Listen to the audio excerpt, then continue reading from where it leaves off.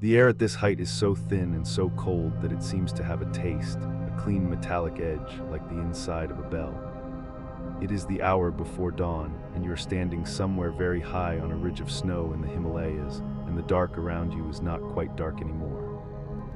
The stars overhead are still out, hard and close and uncountable, but they are beginning to thin in the east, the way a fire thins to embers, and the snow under your feet has that strange gray-blue luminance that snow has before the sun arrives, glowing faintly from within as though it had kept a little light from the day before. There is no wind just now.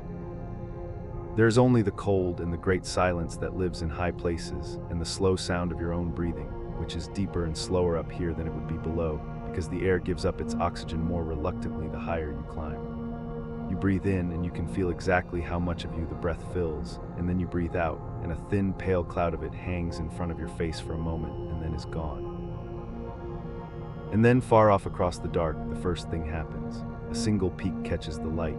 It is the highest thing in your view, a great pyramid of rock and ice standing well above everything around it, and while the valleys below are still pooled in blue shadow and the lower slopes are still asleep, the very tip of that peak turns the color of a struck match, a warm rose gold that seems to come from inside the mountain rather than from the sky. The sun has not risen for you yet. It will not reach you for a long while, but it has reached the summit because the summit is so high that it lives in a different time of day than the rest of the world, and you stand in the cold blue dark and watch the light move slowly down the mountain toward you, one band at a time, gold giving way to gold, as if the day were being poured very carefully from the top. This is the Himalayas, the highest mountain range on the face of the earth. The word itself is old and gentle and exact. It comes from Sanskrit Hima, meaning snow, and Alaya, meaning abode or dwelling, so that the name simply means the abode of snow, the place where the snow lives. People named it that thousands of years ago, looking up at these peaks from the warm plains of India to the south, and no one has ever found a better name for it, because no better name exists, the abode of snow. The house of winter at the top of the world. The range runs for some 1,500 miles in a long curving arc across the southern rim of Asia, a great wall of stone bending from the high deserts of Pakistan and northern India in the west, through Nepal and the tiny kingdom of Bhutan, and away into the far southeast where it brushes the edge of Tibet and China. It is not a single ridge, but a whole crowded family of ranges, parallel walls of mountains pressed up one behind the other, with deep valleys and rivers threaded between them. And within that long arc stand the highest mountains that exist anywhere on this planet. Of the 14 mountains on Earth that rise above 8,000 meters, the peaks that mountaineers call simply the 8,000ers, the ones tall enough to push their summits into the thin, lethal air that climbers have come to call the death zone, every single one of them is here, in the Himalayas and the neighboring ranges that share its great collision. All 14. There is no other place on Earth that holds even one of them. They are all gathered here, in this one long, crowded crown of stone. And the highest of them all is the one whose summit you have been watching catch the light. In the language of Nepal, it is called Sagarmatha, which is often rendered as the forehead of the sky, or the goddess of the sky. In Tibetan, it is Chamalungma, the Holy Mother, the mother goddess of the world. The English-speaking world knows it by a third name, Everest, given in the 1850s after a British surveyor general named George Everest, who in fact never saw the mountain and objected to having it named after him. 3 names for one mountain, and the 2 older ones are far more beautiful and far older than the one most people use. Chamalungma, Sagarmatha, the Holy Mother, the forehead of the sky. But Everest is not alone up here, and it is worth lingering for a moment among its great neighbors, because each of the 8,000ers has its own character, its own weather, its own long history of those who tried for it. Not far to the east, on the border of Nepal and the Indian state of Sikkim, stands Kangchenjunga, the 3rd highest mountain in the world at a little over 8,500 meters, a vast 5-summited massif whose name means, in Tibetan, the 5 treasures of the great snow, the 5 high peaks held to be the storehouses of the gods. The people who live beneath it have long regarded the very top as sacred, and by old tradition, the climbers who reach its summit stop a few steps short of the highest point and go no further, leaving the last few feet untrodden out of respect, so that the actual peak of Kangchenjunga has been left, by choice, unstepped upon. Far to the west, beyond the Himalayas proper, in the neighboring Karakoram range that rose in the very same collision, stands the 2nd highest mountain on Earth, K2, 8,611 meters, a sheer and savage pyramid of rock and ice, so much steeper and more dangerous than Everest that climbers call it the Savage Mountain, and far more of those who attempt it die upon it. It has no gentle ancient name like the others. It is known only by the plain code a surveyor once gave it on a map, K2, the second peak of the Karakoram, and the bleakness of the name has stuck. And on the southern edge, in central Nepal, rises Annapurna, the goddess of the harvest, the goddess of abundance. The first 8,000er ever climbed, reached by a French expedition in 1950, 3 years before Everest, and one of the deadliest of them all, ringed with avalanche-prone slopes that have taken a terrible share of those who have gone up. Each of these is its own world, its own kingdom of weather and stone, and all of them stand within this one great range and the ranges that share its making.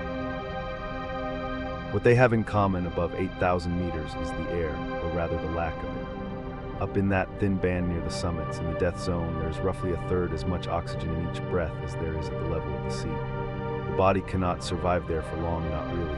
Even at rest, even doing nothing, it slowly begins to consume itself, the mind growing slow and strange, the judgment failing, the strength leaking away faster than food or sleep can replace it.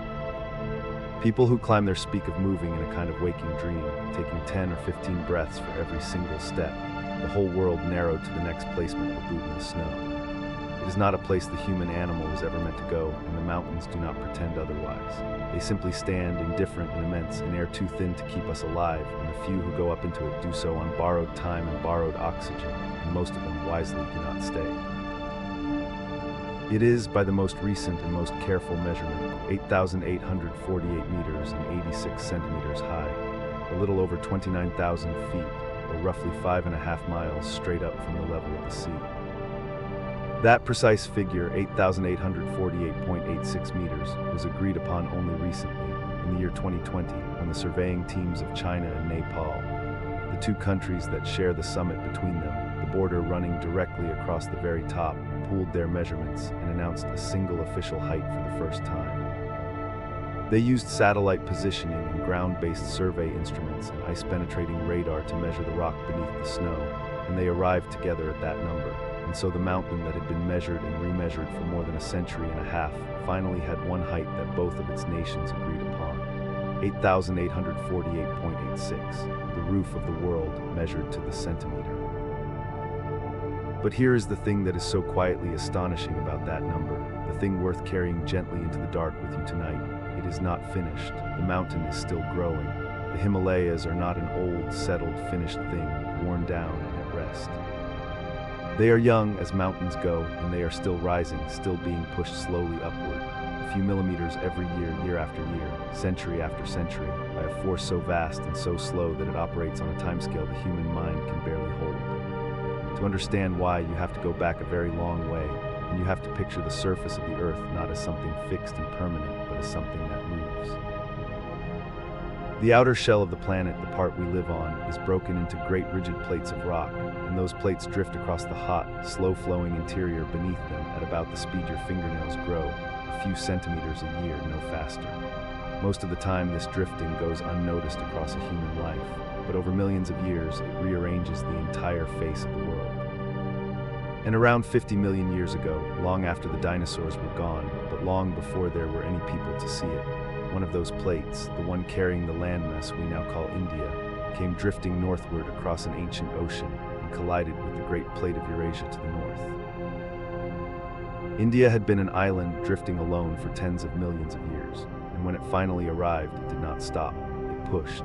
It is still pushing now, grinding north into the underbelly of Asia at a few centimeters a year. And because both of the colliding landmasses were made of relatively light continental rock, neither one could sink cleanly beneath the other the way the seafloor sometimes does. So instead, the rock at the seam had nowhere to go but up. It buckled and folded and crumpled and thrust skyward, the way the hood of a car crumples upward in a slow collision, and it has been doing so ever since. The Himalayas are the wreckage of that collision, lifted into the sky. They are what happens when one continent runs into another and the ground itself has to fold to make room. And the collision has not ended. India is still pressing northward. The seam is still buckling. And so the mountains still rise, a few millimeters every year, even as wind and ice and water wear them down, in a slow contest between the lifting and the wearing that has been running for 50 million years and has not been settled yet. There is a piece of evidence for all of this so strange and so lovely that it stops you when you first hear it. Up near the summits of these mountains, among the very highest rocks on Earth, in places so high and so cold that almost nothing lives there, geologists have found the fossils of seashells, marine limestone, the remains of sea creatures, of the small shelled things that lived on the floor of a warm, shallow ocean, lifted now to the top of the world, more than 5 miles above the sea that bore them. The summit of Everest itself is capped with a band of limestone laid down on an ancient seabed, and within it are the fossilized traces of creatures that lived in salt water. The rock at the top of the highest mountain on Earth was once the floor of an ocean. That ocean has a name.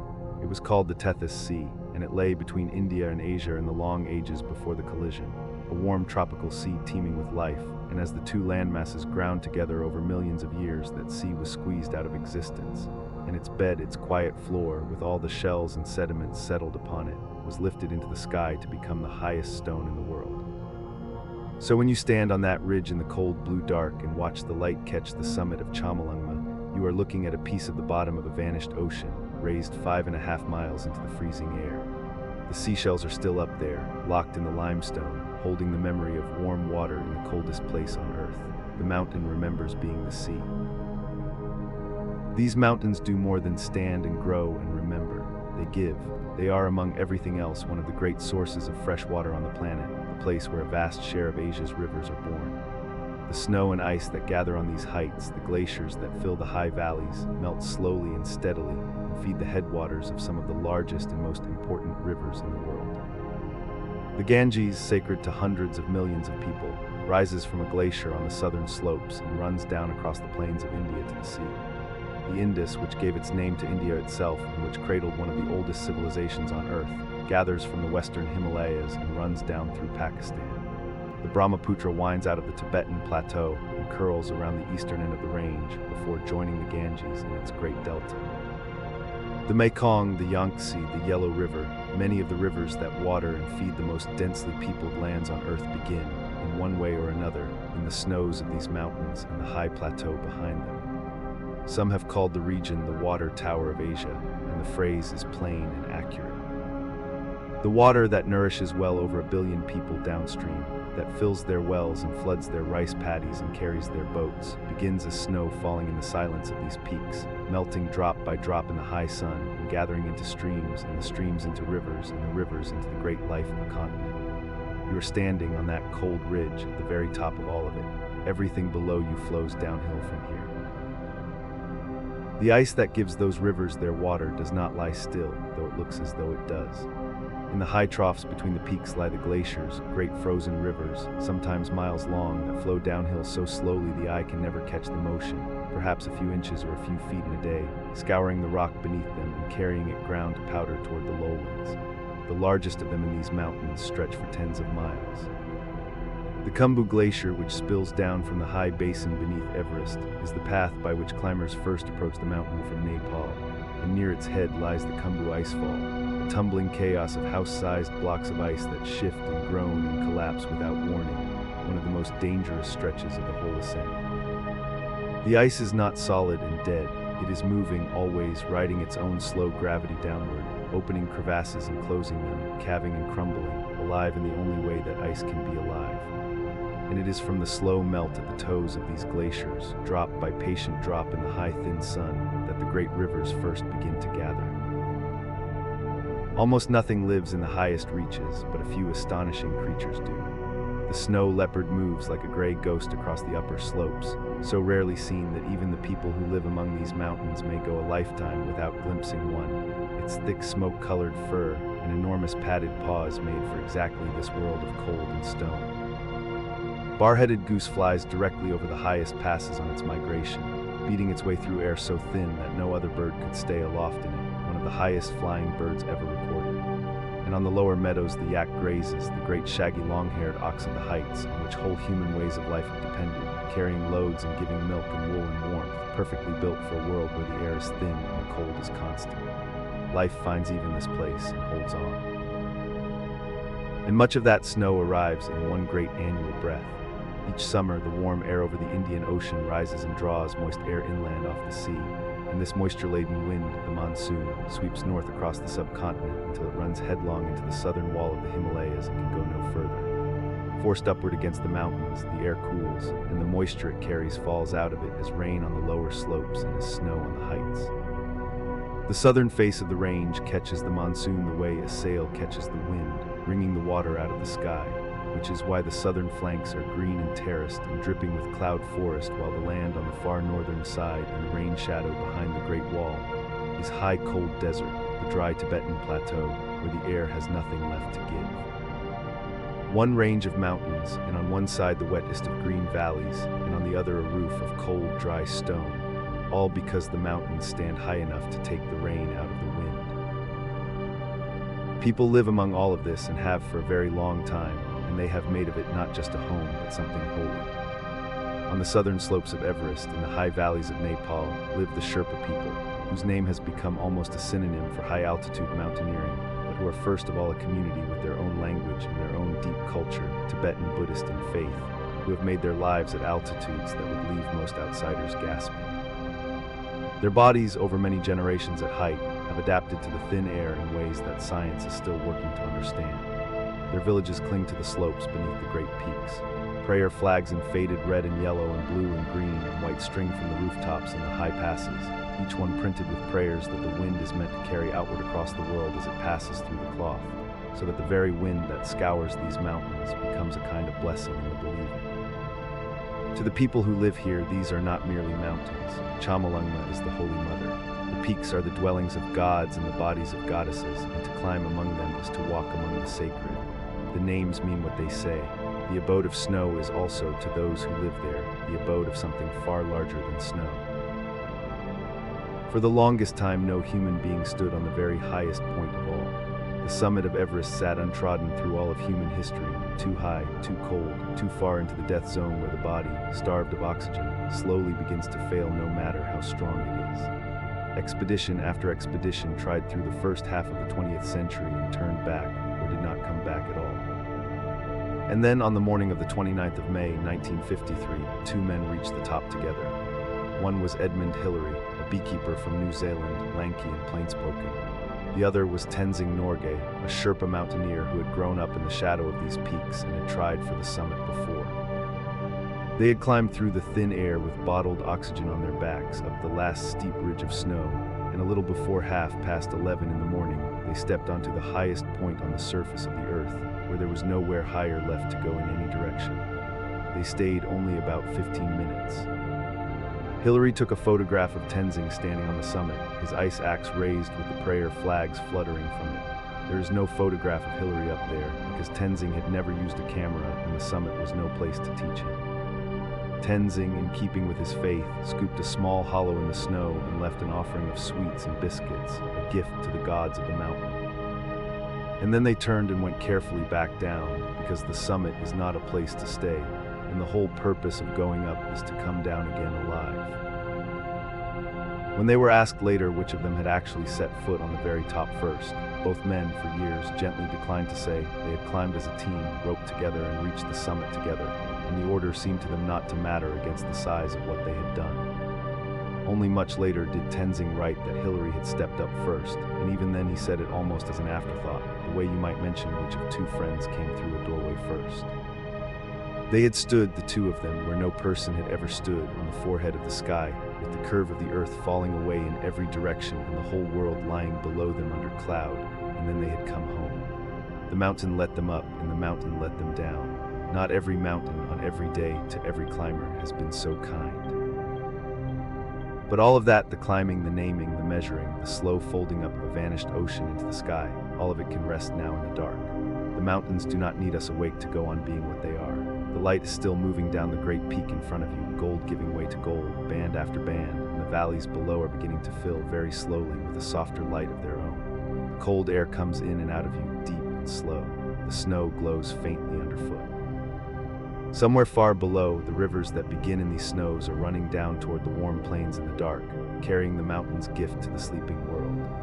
And the mountain itself is rising, even now a few millimeters a year, so slowly that across your whole life it will lift no more than the thickness of a fingernail. pushed up out of the ground by a continent that has not stopped moving in 50 million years and will not stop tonight. You do not need to hold any of it. The mountains are very old and very patient, and they keep their own slow time, the time in which oceans become summits and summits catch the dawn long before the rest of the world has woken. Let them keep it. Let the light come down the mountain in its own unhurried way. There is nothing here that asks anything of you in the abode of snow, in the cold, clean air, in the hour before the day. Only the great peak turning gold and the breath going slowly in and out, and the long, long patience of the stone. The cold comes first before the light does. You are standing on the high flat of the Altiplano in the last dark of the night, more than 3,500 meters above a sea you cannot see and can barely imagine from up here, and the air against your face is thin and dry and very cold, the kind of cold that has no wind in it, that simply sits over the land like a held breath. The ground underfoot is pale and stony, scattered with low tufts of bunchgrass stiff with frost, and it runs away from you flat and wide in every direction until it meets the dark shapes of mountains standing along the rim of the world. There is frost on the grass and frost on the stones and the faint mineral smell of cold earth, and your own breath hangs in front of you for a moment silver, before it thins away into nothing. Nothing moves. The stars are still out, hard and close and uncountable in the clean high air, packed so thickly across the black that the familiar shapes are almost lost among the lesser ones. And then very slowly the east begins to pale. Not gold yet, not even rose, only a thinning of the black to a deep cold gray along the line of the eastern peaks, the first loosening of the night. The stars begin to withdraw, the faintest ones first, and the dark mountains take on edges. Somewhere far off and far below, a single bird makes one small sound and then is quiet again. The cold does not lift. If anything, it deepens in this last hour, the way it always does just before the sun, as though the land must reach its coldest before it is allowed to warm. And as the light grows, you see it high up, very high, where the first true sunlight is already touching the air, although the ground below is still in shad. A bird, a great dark bird turning. It is a long way up, and it seems to hang there without effort, tilting on motionless wings, riding something you cannot see. This is a condor, an Andean condor, one of the largest flying birds on the earth, and it is doing what condors do at the start of every cold mountain day. It is waiting for the warmth. Through the night, the bird has roosted on a high ledge, and now, in the first hour of light, it has launched itself into the dark air and is searching for the first thermals, the columns of warming air that will rise off the slopes as the sun reaches them, the invisible rivers that a great bird can climb without ever beating its wings. Its wingspan is enormous, close to 3 meters from tip to tip, and those wings are built not for flapping but for soaring, for holding, for catching the lift of the mountains and rising on it for hours at a stretch. A condor can cross 150 kilometers in a day and scarcely move its wings at all. It rides the land's own breath. Watch it a moment turning up there in the cold, clean light, and you have the whole of these mountains in a single image. The height, the thinness of the air, the patience, the great slow forces that lift and carry, the long, unhurried scale of everything here. Because the bird is riding the edge of the longest mountain range on the face of the earth, and that is what we have come up into the cold to find. The Andes run down the western edge of South America like a spine laid against the Pacific, and they run for an astonishing distance, roughly 7,000 kilometers, from the warm Caribbean coast of Venezuela in the north all the way down to the cold, storm-battered tip of the continent at Tierra del Fuego, where the land finally breaks apart into islands and gives itself to the southern sea. 7,000 kilometers. That is the longest continuous mountain range on any continent, far longer than the Rockies, far longer than the Himalayas, a single unbroken wall of high ground running through 7 countries, Venezuela, Colombia, Ecuador, Peru, Bolivia, Chile, and Argentina, touching every kind of climate the planet has to offer along the way. In the north, the range is hot and green and wrapped in cloud forest. In the center, it climbs into the cold, high deserts where you're standing now. In the south, it gathers ice and weather off the Pacific and ends in glaciers that calve into the sea. One range, all of it, holding all of that at once. It is worth knowing how such a thing came to be, because the answer is still happening beneath your feet slowly in the deep dark under the stone. The Andes are a young range, geologically speaking, and they are being built right now by one of the great engines of the planet. Offshore, beneath the cold Pacific, lies a slab of the Earth's crust called the Nazca Plate, a piece of oceanic floor moving slowly eastward toward the continent. And where it meets South America, it does not stop and it does not pile up against the land. It dives. The dense oceanic plate slides down and under the lighter continental plate, descending into the hot interior of the Earth along a line that runs the length of the coast, and this slow downward plunge is what geologists call subduction. It is one of the most powerful processes on the planet, and it has been grinding away here for tens of millions of years. As the Nazca Plate dives beneath the continent, it does two things, and both of them build mountains. First, it crumples the edge of the land. Imagine pushing a rug slowly across a floor toward a wall. The leading edge buckles and folds and rises into ridges, and that is what has happened to the western edge of South America over the long ages. The rock folded and faulted and thrust upward into the great Cordilleras of the Andes. And second, as the descending slab sinks deeper and grows hotter, it releases water and melts the rock above it, and that molten rock rises toward the surface and erupts. This is why the Andes are studded with volcanoes along nearly their whole length.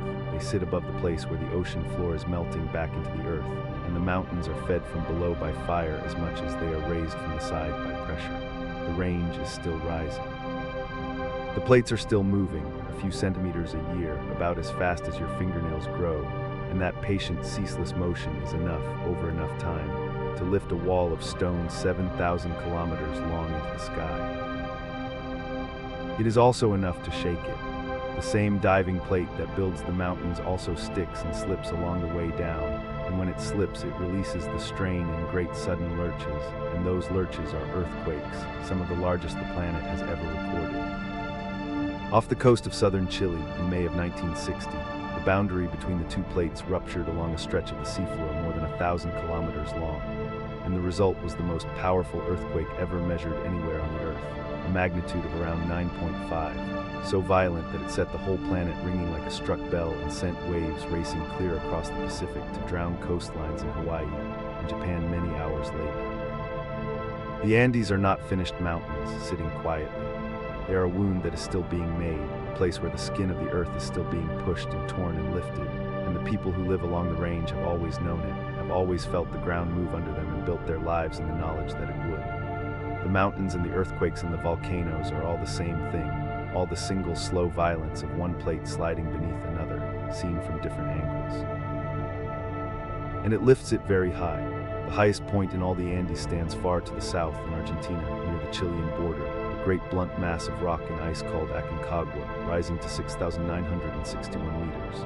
That makes it the highest mountain anywhere outside of Asia, higher than anything in North America, higher than anything in Africa or Europe or Antarctica. Only the giants of the Himalaya and their neighbors stand taller. Aconcagua is not a sharp, dramatic spire. It is a huge, heavy-shouldered mountain, and unlike the great peaks of Asia, it can be climbed to the summit without ropes or technical gear, just a long, brutal walk into ever thinner air. But the air is the thing. At nearly 7,000 meters, there is only a fraction of the oxygen there is at the sea, and the mountain takes lives every year not by cliff or crevasse, but simply by the slow squeezing of the thin, cold air. It stands there at the southern end of the high country, the roof of an entire hemisphere, white and silent and enormous. But you are not at Aconcagua. You are up on the Altiplano, the high plateau, and this is one of the strangest and most haunting landscapes in the whole range. In the central Andes, through Peru and Bolivia, the mountains do not come to a single crest. Instead, the range splits into two parallel walls, an eastern cordillera and a western one, and between them lies a vast high basin, a tableland averaging some 3,700 meters above the sea, flat and cold and wide and open under an immense sky. This is the Altiplano, the high plain, the largest area of high plateau on the earth outside of Tibet.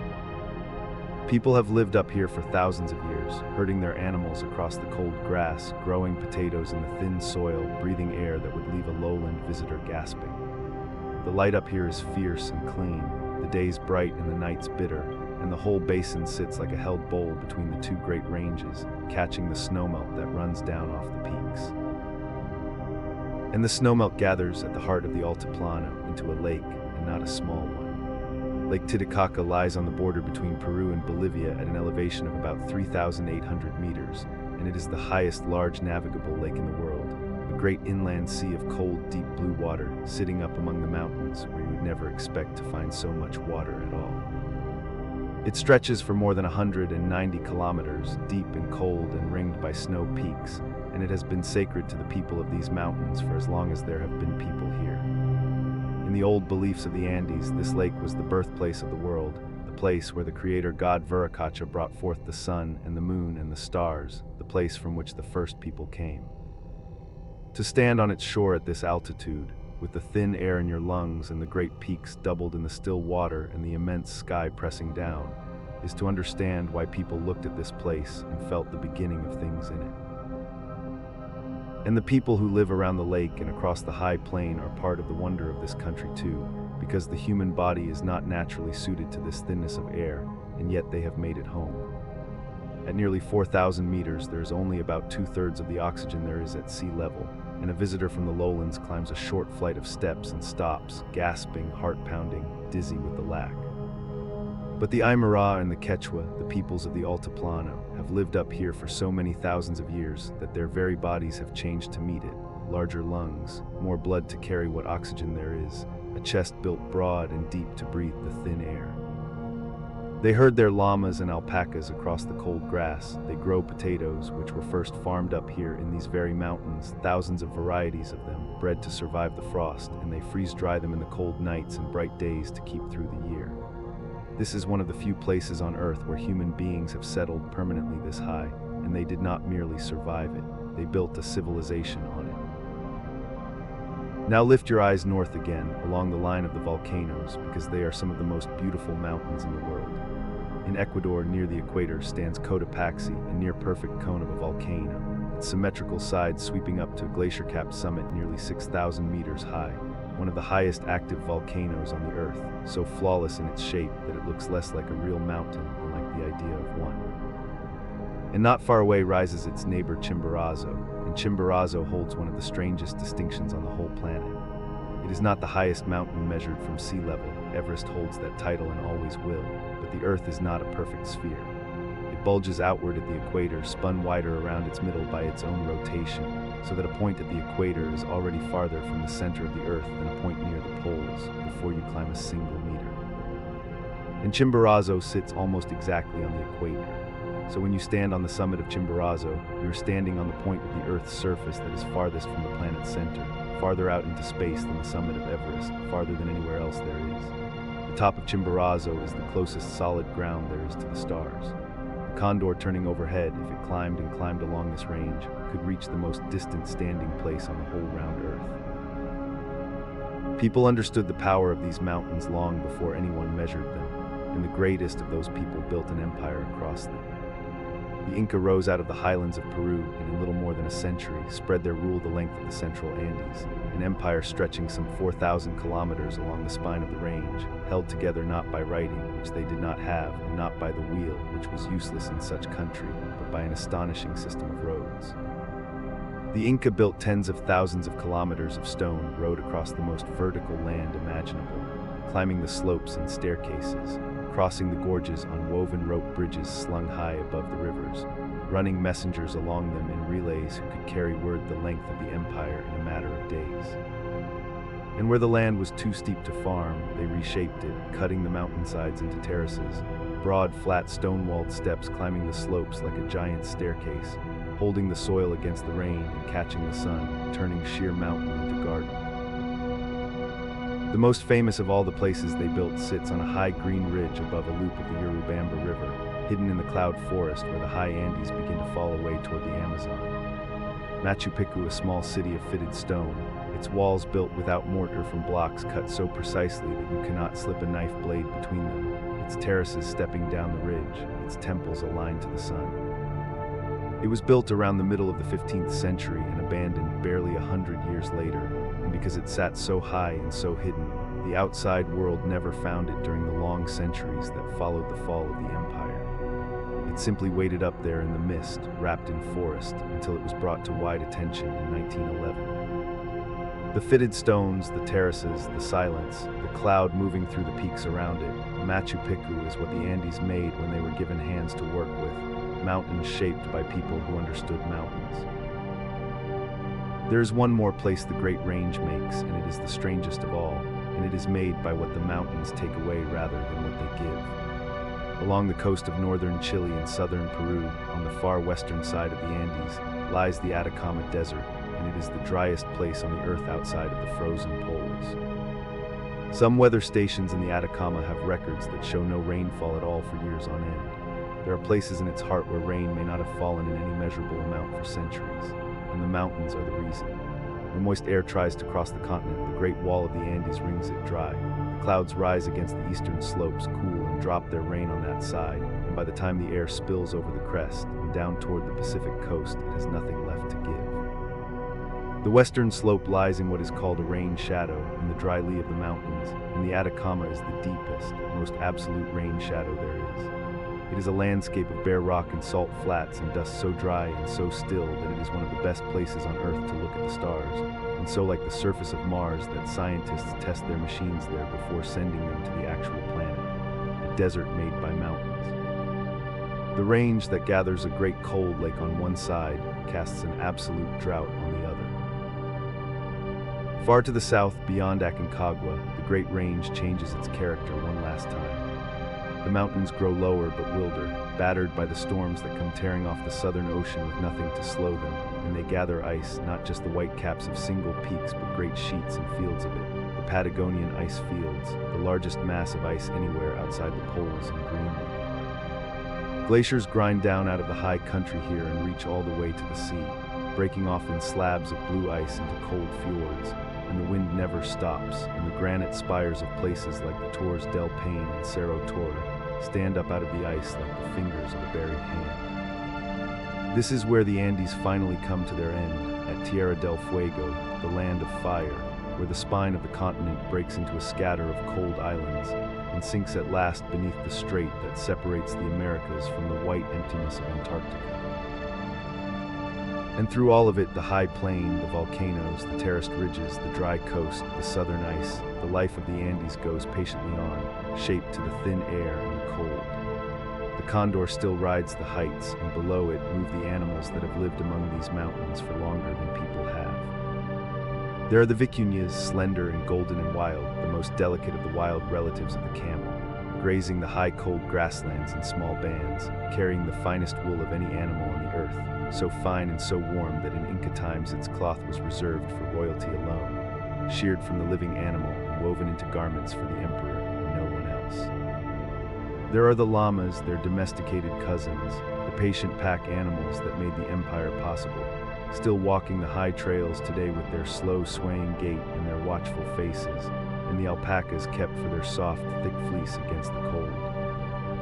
And down in the cloud forests on the eastern slopes, where the dry high country gives way to green, there lives the only bear in all of South America, the spectacled bear, dark and shy and marked with pale rings around its eyes, moving quietly through the wet forest, climbing the trees for fruit, eating bromeliads, asking nothing of the high cold world above except that it be left alone. And the condor, the great bird turning above all of it, lives a life as long and slow as the mountains themselves. It can live for 50 years or more. It does not breed until it is 6 or 7 years old, and when it does, it raises a single chick every other year, no more, investing everything in that one slow offspring. It eats the dead. It is a vulture, a scavenger, sailing the heights and watching the ground far below for what has fallen, cleaning the mountains of what the mountains have taken. To the peoples of the Andes, it was never an ugly thing for that. It was a messenger between the world of the living and the world above, a creature that could climb closer to the sun than anything else alive, and they carved it into their stone and wove it into their cloth and told stories of it for thousands of years. When you watch it ride the morning thermal, you are watching a bird that the Inca watched, and the Aymara before them, and others before them still, all the way back into the unwritten dark. And above them all, still turning, the condor has found its thermal now. The sun has crept far enough down the slopes to warm the stone, and the warm air is lifting off the land in a slow, invisible column, and the great bird has slid into it and begun to climb. Around and around it goes, rising without effort, the cold ground falling away beneath it, the altiplano spreading wider and wider below, the pale grass, the scattered frost just beginning to soften, the distant blue gleam of the great lake, the white peaks standing along the rim of the world. Up and up on motionless wings into the thin, bright air where the cold and the light and the height all meet. It is doing what it has done every morning of its long life, what condors have done over these mountains for longer than there has been anyone to watch them. It rides the breath of the longest range on Earth, and the range holds it up, the way it holds everything up slowly, patiently, without effort, lifting it toward the farthest reaches of the sky. There is nothing here that asks anything of you. The cold is only the high, clean cold of the morning, and it is lifting now. The bird climbs and climbs, and you watch it go, smaller and smaller against the brightening blue, until it is only a dark mote turning high over the mountains, and then it is gone over the shoulder of a peak, off down the great range on the morning air. And the high plain lies quiet under the growing light, the frost softening on the grass, the long wall of the Andes running away north and south as far as the eye can follow and far, far beyond through 7 countries. Over the highest peak outside Asia, past the volcanoes and the sacred lake and the hidden stone city in the driest desert in the world. The whole vast unhurried spine of the continent lifting slowly toward the sky in the cold, clean light of the dawn. The cowbells are the first thing, low and uneven, coming up out of the mist before the cattle themselves take shape. You are standing at the edge of an alpine pasture, very high in the first gray minutes before the sun has cleared the ridge, and the grass under your boots is soaked in silver with dew. The cold has a clean edge to it, the kind that the high places keep even in summer, and it lies against your face and your hands in a way that is somehow restful rather than harsh. Below you the meadow tilts away into a slow river of mist, and out of that mist come the bells, not in any rhythm, just the soft, irregular knocking of bronze on bronze as the herd shifts and grazes and moves a few steps and stops. And above all of it, above the mist and the meadow and the dark line of spruce, a single peak stands catching the very first light, its high snowfields turning faintly gold while the valley below is still in shadow. There is nothing here you need to do. The herd will graze whether you watch it or not, and the light will come up the mountain at its own slow pace, and you can simply stand in the cold, sweet air and let the bells move through you, low and patient, and let yourself begin to drift towards sleep. These are the Alps. They are Europe's great mountains, the spine and the backbone of a continent that is otherwise mostly low and rolling and tame, and they arc across it in a long curved wall, roughly 1,200 kilometers from end to end, bending from the coast of the Mediterranean near the border of France and Italy up and around through the heart of the continent, and down toward the plains of Hungary in the east. 8 countries hold a piece of them. France and Italy and Switzerland and Austria carry the great central mass. Germany leans against their northern edge. Tiny Liechtenstein sits entirely within them. Slovenia holds their eastern shoulder, and Monaco, smallest of all, touches them where they meet the sea. To stand anywhere along that long curve is to stand at a meeting place of languages and peoples, German and French and Italian and Slovene and Romansh, that old surviving tongue of the Swiss valleys, all of them shaped in some quiet way by the same wall of rock and ice. And the highest point of all that long arc is the one whose name you almost certainly already know. Mont Blanc, the White Mountain, rising to 4,808 meters on the border of France and Italy, its great rounded dome of snow and ice the roof of the whole range and of Western Europe entire. It is not a sharp peak like some of its neighbors. It is broad and heavy and white, a vast accumulation of ice piled on a shoulder of granite, and from the valleys around the town of Chamonix it fills the sky to the south, so large and so high that the mind has trouble holding it as a single object. People have been climbing it since the summer of 1786, when 2 men from Chamonix, a doctor named Mitchell Gabriel Packard and a crystal hunter named Jacques Baumat, found a way up its snowfields and stood for the first time on the top of the Alps.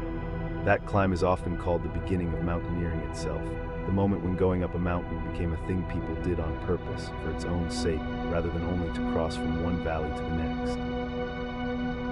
But the mountain is far, far older than any climbing of it, and the story of how it came to be is one of the strangest and slowest stories the earth has to tell. Strange because the rock at the top of these high, cold peaks was once, almost unimaginably, the floor of a warm and shallow sea.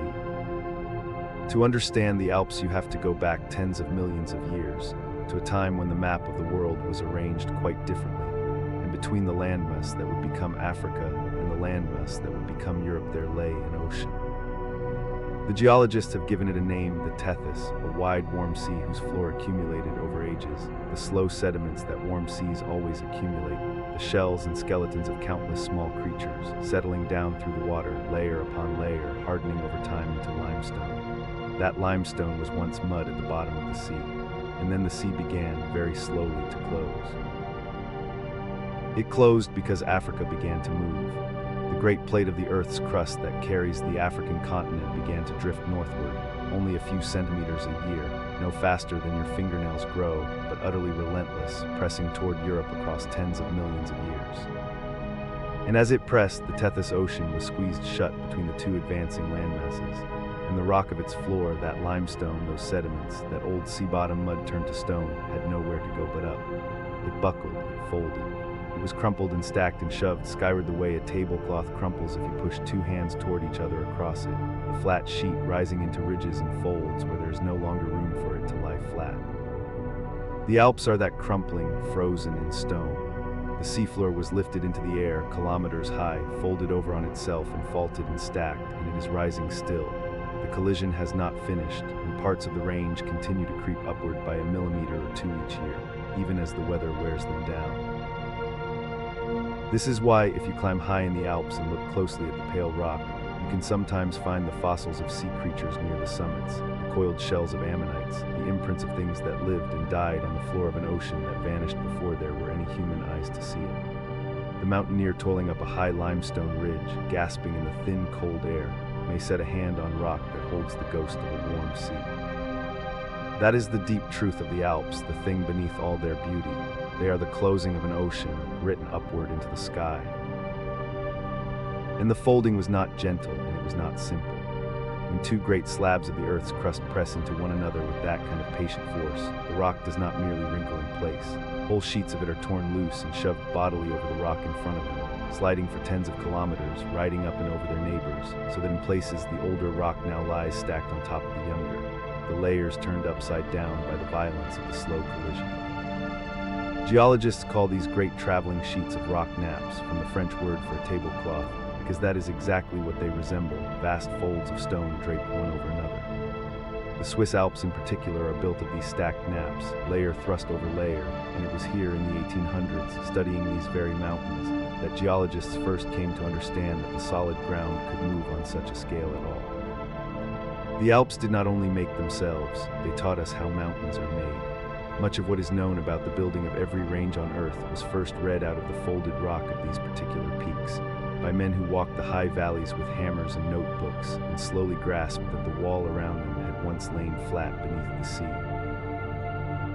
And once the rock was lifted, the ice took over the work of shaping it. The high peaks are the product not only of folding and faulting, but of glaciers, of long ages of cold, when rivers of ice flowed down from the heights and ground at the rock beneath and around them, carving and plucking and sculpting it into the shapes we find so striking.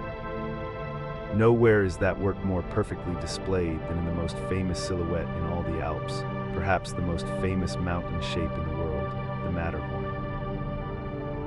The Matterhorn stands at 4,478 meters on the border of Switzerland and Italy, above the Swiss village of Zermatt, and you would know it anywhere.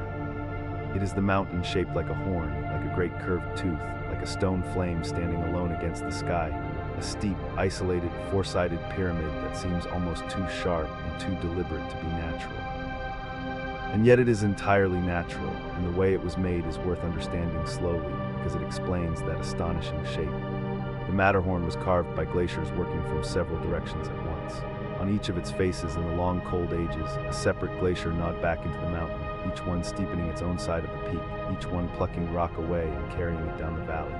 The glacier eating into one face makes a hollow, a steep amphitheater of rock called a cirque. When several glaciers eat into a single mountain from several sides at once, their cirques grow toward one another, and the rock between them is sharpened from every direction, narrowed and narrowed until what is left standing is a steep, sharp, freestanding horn. That is the Matterhorn, a peak whittled to a point by ice working inward from four sides, a thing the glaciers carved and then left behind when they melted away.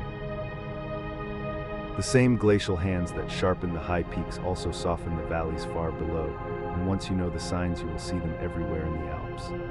A valley cut by a river is narrow at the bottom, a steep V where the water is sliced down, but a valley filled in the cold ages by a slow-moving glacier is a different shape entirely, broad-bottomed and steep-walled, a great U gouged out by the grinding weight of the ice as it ground its way downhill. These U-shaped valleys are the signatures of the vanished glaciers, and many of the most beautiful inhabited valleys of the Alps are exactly this.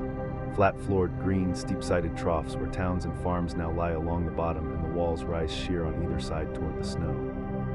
The ice that carved them is mostly gone now, retreated up into the highest cirques or vanished altogether, but the shape it left behind remains, and people have lived in those broad glacial valleys for thousands of years. And life fills them. The Alps are not bare rock and ice alone. They are also, in their middle heights, some of the most gentle and flower-filled country in Europe. Above the tree line, where it is too high and too cold for the spruce and the larch to grow, the slopes open into alpine meadows, short-grassed, sun-warmed in summer, and starred in their season with an astonishing abundance of small mountain flowers. There is the Edelweiss, the famous one, low and woolly and star-shaped and silvery white, growing in the high rocky places and long taken as the very emblem of the Alps and of the people who love them. There is the gentian, that intense and almost impossible blue, the deep trumpet blue of the spring gentian scattered low across the turf like fragments of fallen sky. There are the purple bells and the yellow arnica and the pink alpenrose, all of them small, all of them hardy, all of them flowering in a brief glorious rush during the short high mountain summer before the cold comes back. And among the flowers and the rocks live the creatures that have made the heights their home.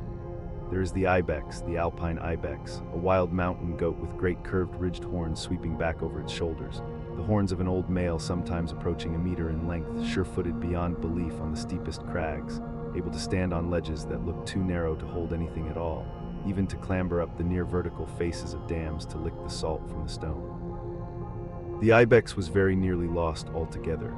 By the early 1800s, hunting had driven it down to a last few hundred animals clinging on in a single corner of the Italian Alps, in what is now the Grand Paradise, and every alpine ibex alive today descends from that small, saved remnant. There is the chamois, smaller and more delicate, a nimble goat antelope that bounds across the high slopes with extraordinary speed and grace, its small hooked horns and dark striped face unmistakable to those who know to look. And lower in the meadows themselves, there is the marmot, the fat, furred, whistling marmot, a great ground squirrel of the high pastures, who stands upright at the mouth of his burrow and gives a single piercing whistle of alarm when an eagle or a person comes too near, sending the whole colony diving underground.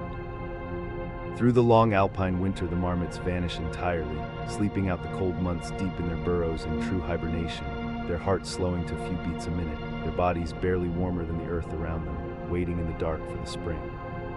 The sharp whistle of a marmot carrying across a sunlit meadow is one of the characteristic sounds of the Alps in summer, as much a part of the high country as the cowbells themselves. The cowbells, of course, are not wild. They belong to a way of life so old and so deeply woven into these mountains that it has its own name, transhumance, the seasonal movement of herds and flocks up to the high pastures in summer and back down to the valleys in winter. For thousands of years, the people of the Alps have practiced it, and many still do.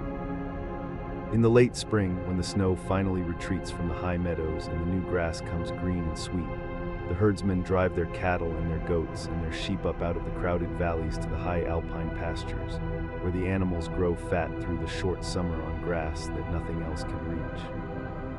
Up there, in simple stone huts and timber chalets, the herders live alongside their animals through the warm months, milking the cows and making cheese.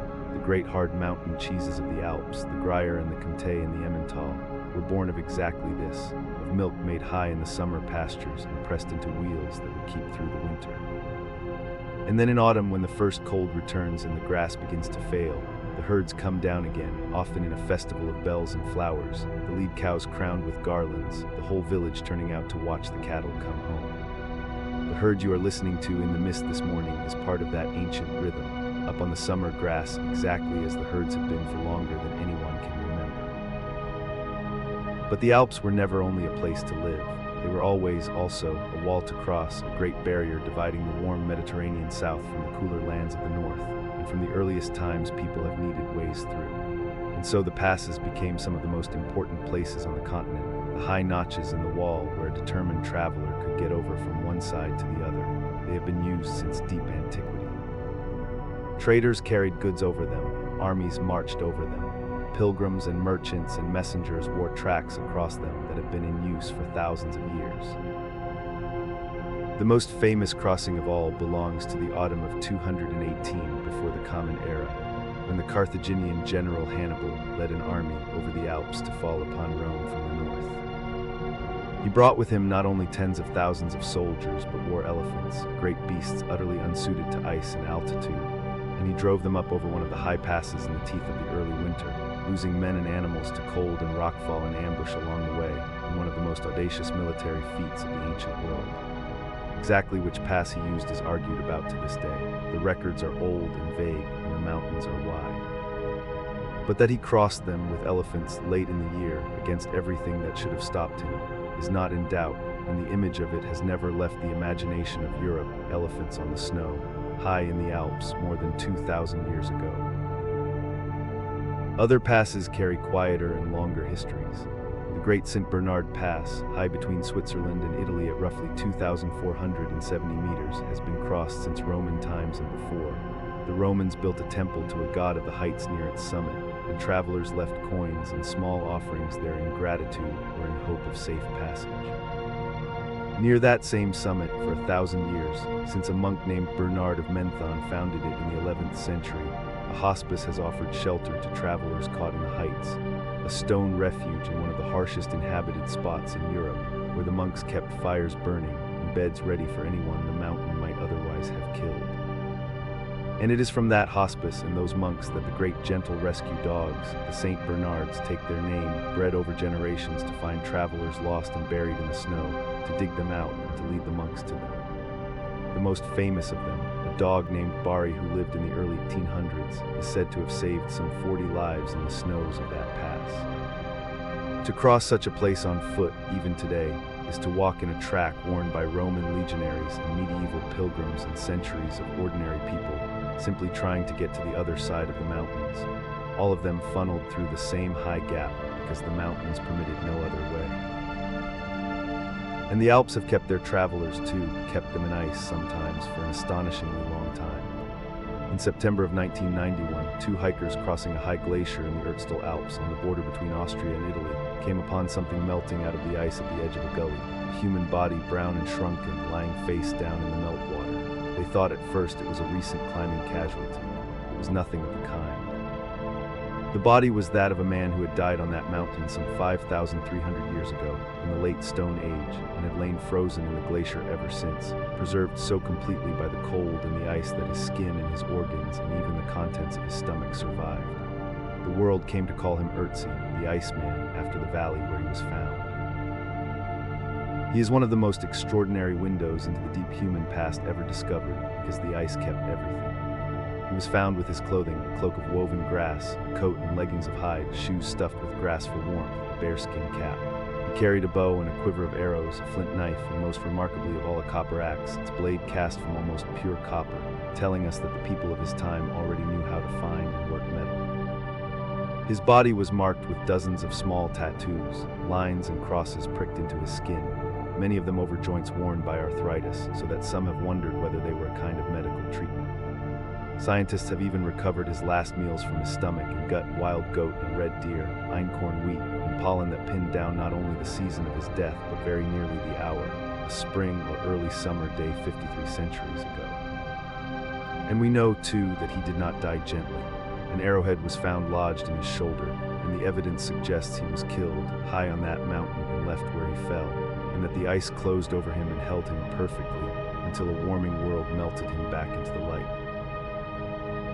He is the deepest of the Alps' long memory, but he is not separate from everything else you have heard tonight. He died on a glacier of the kind that carved the Matterhorn's horn and gouged the U-shaped valleys. He walked almost certainly to cross from one side of the mountains to the other, by some high pass like the ones Hannibal and the Romans and the pilgrims used. He would have known the alpine meadows and their flowers, the whistle of the marmot, the ibex on the high crags. He would have moved his world's animals up to the summer grass and down again with the cold, as the herders still do. 5,300 years stand between him and the cowbells you are hearing in the mist this morning, and yet the mountains are the same mountains, the seasons the same seasons, the rhythm of the high country almost unchanged. And the light is coming down the mountain now. While you have been listening, the gold has crept lower off the high snowfields, down across the gray rock bands, down toward the dark line of the trees, and the mist in the meadow is beginning to thin and lift and glow. The cowbells go on low and uneven, knocking softly somewhere out in the brightening white. The cold air holds its clean, sweet edge against your face. The fossils sleep in the high rock where the lost sea left them. Ötzi sleeps now in his refrigerated case in a museum in the valley, watched over and cared for. His long, cold vigil on the mountain finally ended. The glaciers sleep in the highest cirques. The marmots are still curled in their burrows, the ibex still bedded on their ledges, waiting for the full warmth of the day.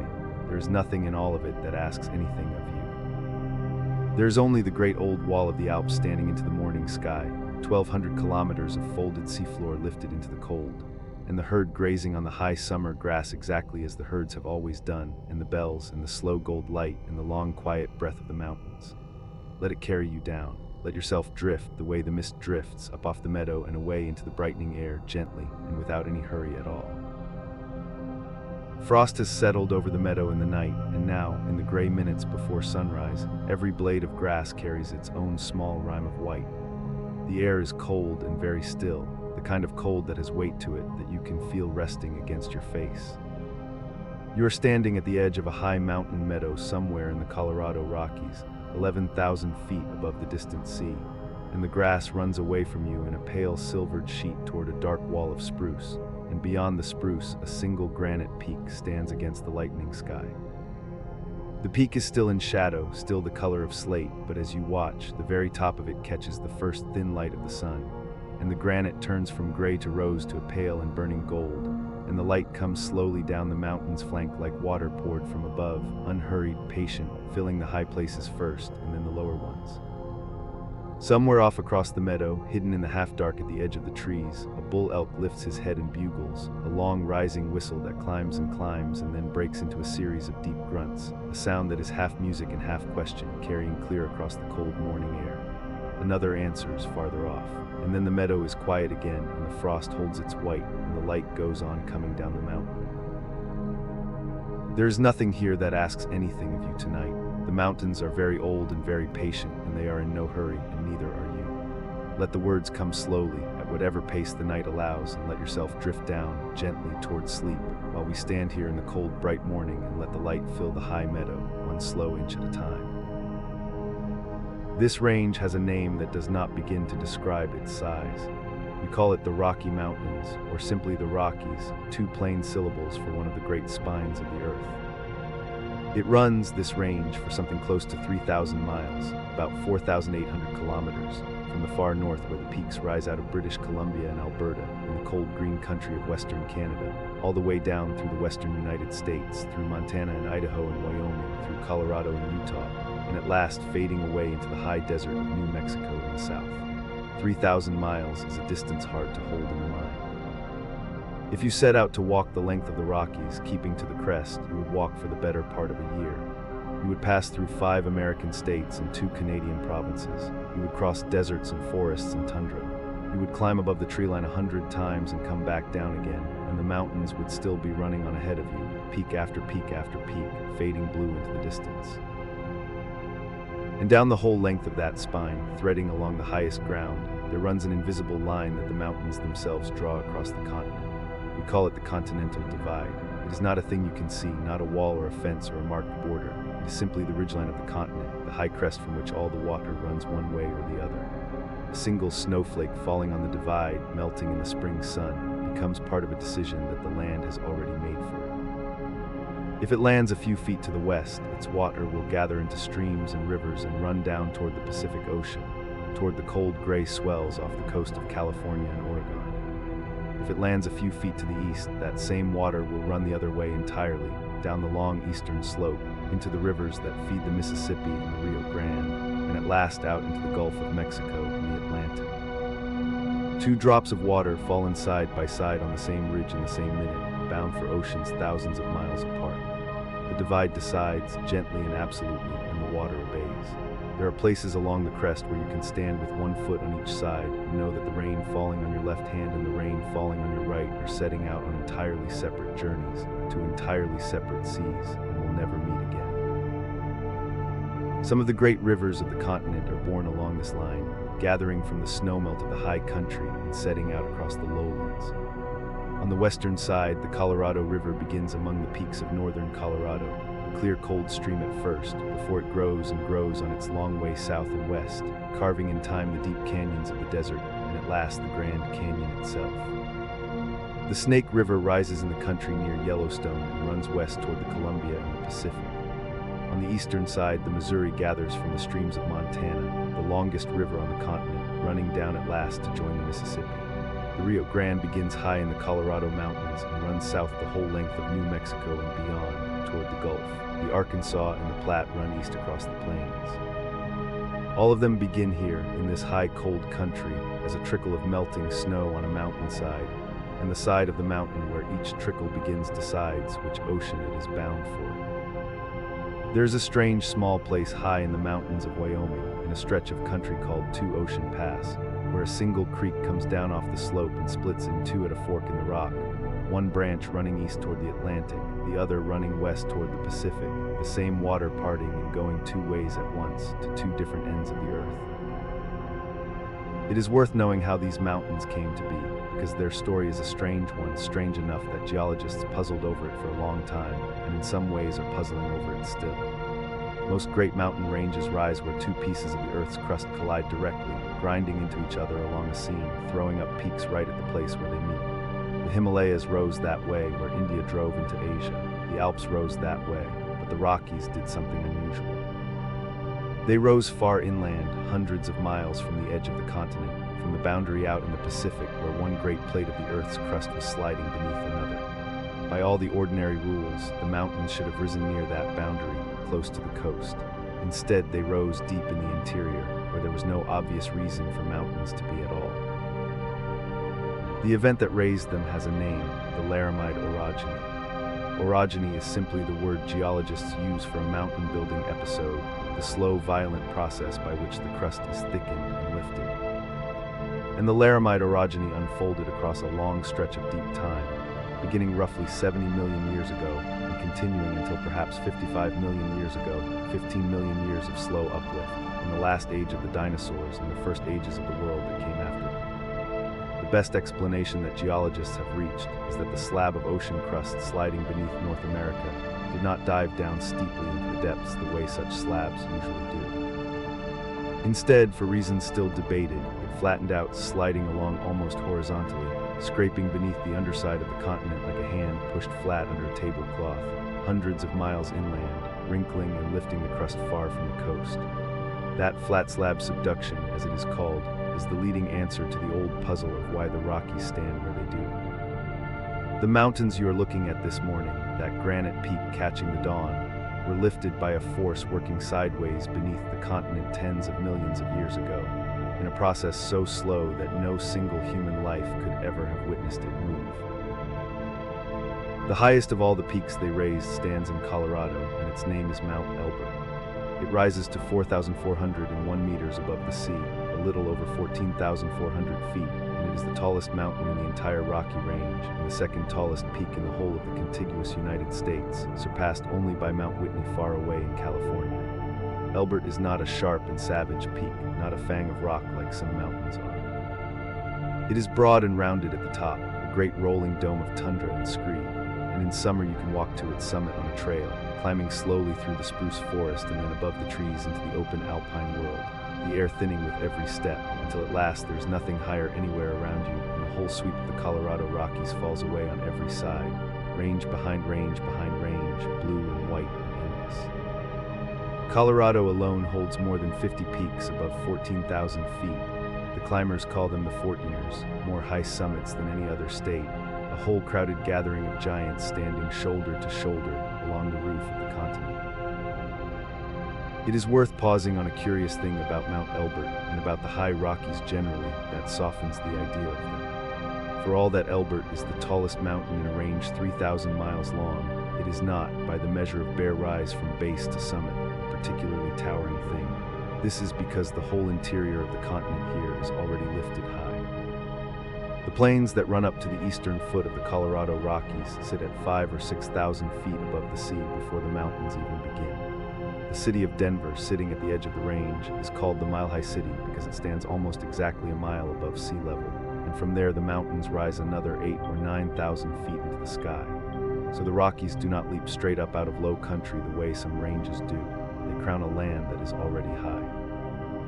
The whole western third of the continent is a raised and tilted block of crust, and the Rockies are the highest folds and uplifts within it. This is part of why the air feels the way it does up here, thin and clean and a little dizzying, and why the snow lingers so late into the summer on the north-facing slopes, and why the light has that hard, bright clarity you find only at altitude, where there is less air above you to soften and scatter the sun.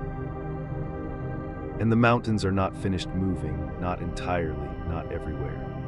Far to the north and west of Elbert, where Wyoming and Montana and Idaho come together, the ground itself is restless in a way that has nothing to do with the old Laramide uplift and everything to do with something deeper and stranger still. Beneath that corner of the Rockies sits the Yellowstone hotspot, a plume of intense heat rising from deep within the earth, a fixed fountain of warmth in the planet's interior over which the North American plate has been slowly sliding for millions of years, like a sheet of paper drawn slowly over the flame of a candle. The heat has burned a long track across the western landscape as the continent moved above it, and right now, in this geological moment, the continent sits so that the hotspot lies directly beneath Yellowstone. You can see what that heat does up there at the surface. Yellowstone is a place of geysers and hot springs and steaming ground, where water sinks down into the hot rock below, heats far past the ordinary boiling point under the pressure of the depths, and then comes roaring back up through the earth in great columns of scalding water and steam.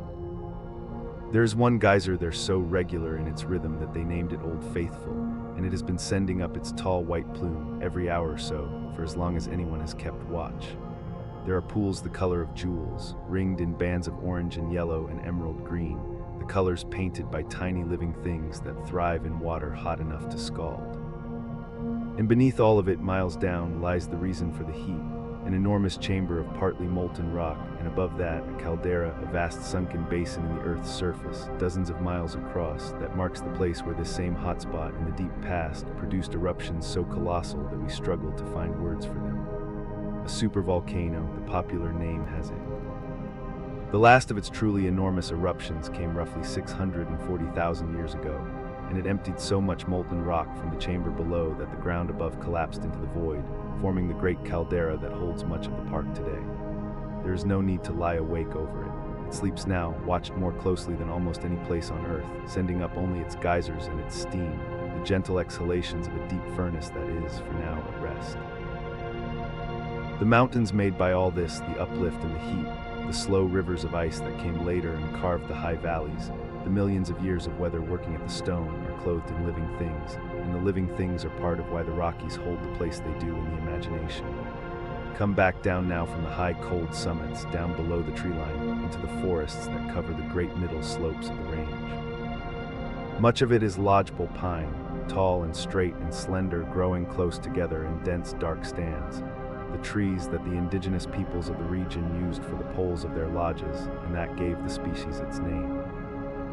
Scattered among the dark pines, especially where fire or avalanches open the canopy, there are groves of aspen pale-barked trees with small round leaves that tremble at the slightest breath of wind, so that an aspen grove seems always to be shimmering, always whispering, the leaves turning their faces this way, and that in light too faint to feel. In autumn, the aspens turn a clear and brilliant gold, whole hillsides of them blazing yellow against the dark green of the pines and the deep blue of the autumn sky. And a grove of aspen is often a single living thing, many trunks rising from one vast shared root system, one organism spread across acres, one of the oldest and largest living things on the earth, breathing quietly through 10,000 trembling leaves. The animals of the Rockies are the great charismatic creatures of the American wild.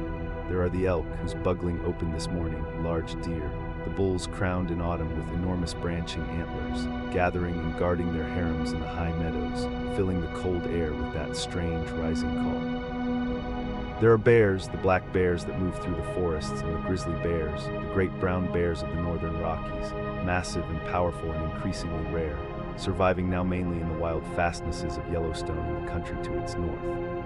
There are moose, the largest of all the deer, standing dark and ungainly and enormous in the willow flats along the high streams, dipping their heads underwater to feed. There are the bighorn sheep, the rams with their great curling horns, picking their way along cliff faces and rocky ledges with a sure-footed calm that seems almost impossible, at home on ground where almost nothing else can stand. And there are the gray wolves. The wolves are a story worth pausing over because it is a story of something lost and then deliberately, carefully restored. For most of the 20th century, there were no wolves in Yellowstone. They had been hunted and trapped and poisoned out of the region entirely, the last of them killed in the 1920s, and for 70 years the Great Park held no wolves at all. And in their absence, the whole living system slowly shifted. The elk, with nothing to hunt them, grew too numerous and too comfortable, grazing the young willows and aspens down to nothing along the streams, until the stream banks themselves began to change. Then, in 1995, after long argument and careful planning, wolves were brought back. They were captured in Canada, carried south, held for a time in pens within the park to settle them, and then released into the Yellowstone wild, the first wolves to run that country in 70 years. And the land answered. The elk grew watchful again and moved more, and the willows and aspens along the streams began to recover where the elk no longer lingered, and the recovering trees held the stream banks and shaded the water and made homes for other creatures, and the change rippled outward through the whole system in ways the biologists are still tracing. The return of the wolves to Yellowstone in 1995 is one of the most studied and most hopeful acts of restoration in the history of the American wild, a reminder that what is taken from a place can sometimes, with care and patience, be given back. And there are people in this story too, going back far longer than the mountains have carried their English names.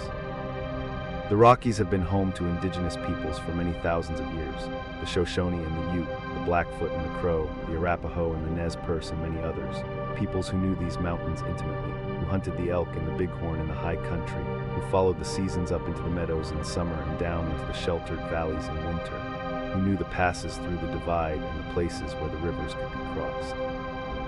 The mountains were not a barrier to them, but a homeland, mapped and named and woven through with story and meaning long before any European saw them. Later came the fur trappers, the mountain men of the early 1800s, solitary and hardy, who came into the Rockies chasing beaver pelts for the hat makers of the cities far to the east, men who learned the country from the peoples who already lived there and who left their own names scattered across the maps. They moved through the high valleys in small bands or alone, setting their traps in the cold streams where the beaver built their dams, spending whole winters snowed into sheltered draws, and gathering each summer at a great trading fair called the Rendezvous, where a year's worth of furs changed hands and supplies came up from the east by wagon. It was a brief era, only a few decades before the fashion for beaver hats faded and the beaver themselves grew scarce. But those wandering men mapped the country in their heads, found the passes and the river fords, and the knowledge they carried out shaped every route that came after them. Some of the most famous men, like Jim Bridger, knew the geography of the northern Rockies so well that the surveyors and the army officers who came later relied on them as guides. And later still came the great transcontinental routes, the wagon trails and then the railroads, the long, laborious crossings of the divide, the search for the passes low enough and gentle enough to carry a railway over the spine of the continent and bind the two coasts of a nation together. The Rockies stood across the path of all that westward movement, a great wall to be crossed, and the history of crossing them and finding the way through, pass by pass, is woven into the whole story of the continent. But the place that belongs most truly to the mountains, the place that is theirs alone, lies above all of this, above the forests and the meadows, above the line where the last twisted trees give up and fall away. This is the alpine tundra, the world above the tree line, and there is nowhere else on the continent quite like it. Up there the air is thin and cold even in midsummer, the wind is nearly constant, and the growing season is so short, sometimes only a few weeks between the snows, that no tree can survive. The plants that live there grow low and slow and close to the ground, in cushions and mats and tiny rosettes, hugging the warm earth, hiding from the wind in the lee of the stones.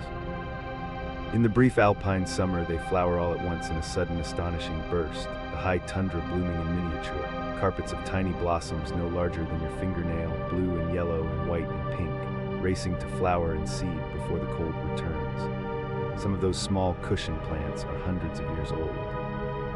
They have been growing on that high cold ground, an inch at a time, since before the fur trappers came, since before the wolves were lost, patient as the mountains themselves, asking nothing, holding on. And so the high meadow at dawn, where we have been standing all this while, is only the doorway into a world that climbs upward from here through every kind of country, through the lodgepole forests and the trembling aspen groves, up past the last bent trees into the tundra and the bare granite and the snow, up to the rounded summit of Mount Elbert and the long invisible line of the divide running away north and south for 3,000 miles. The frost is beginning to melt now where the sunlight has reached the grass, each white blade going clear and wet and bright as the warmth touches it, and a faint mist is rising off the meadow as the night's cold lifts away. The elk have gone quiet. The granite peak stands fully golden now in the risen sun, and the light has come all the way down its flank and spilled out across the meadow at last, gentle and complete. There is nothing here you need to carry into sleep. The mountains have been here for 70 million years, lifted by a slow force beneath the continent, carved by ice, clothed in pine and aspen, walked by elk and bear and wolf, and by the long generations of people who knew them.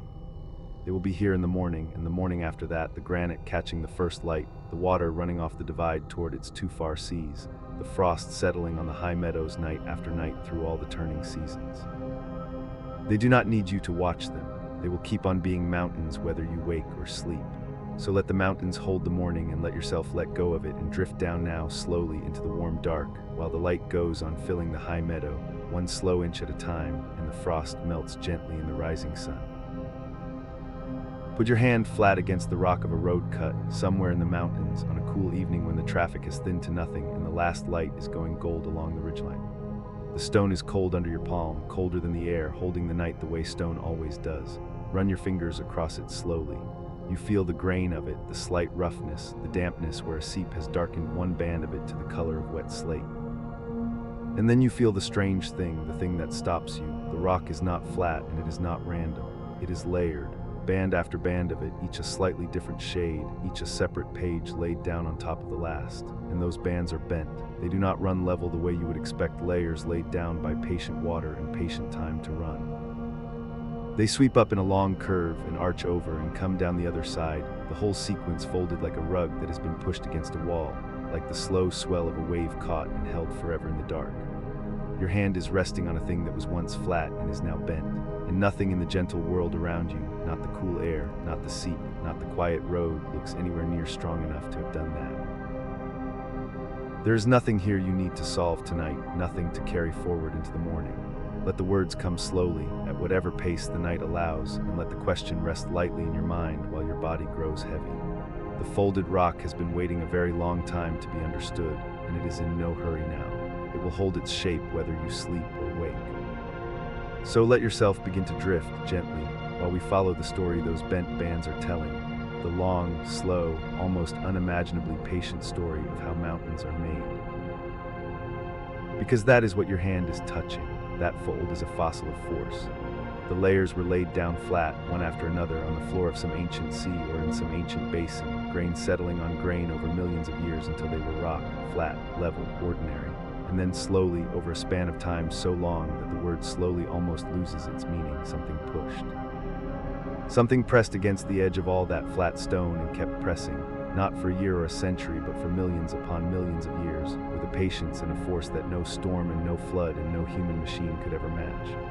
And the rock, which seems to us so hard and so permanent, did what rock does when you push on it long enough and slowly enough. It did not shatter, it bent, it folded, it rose.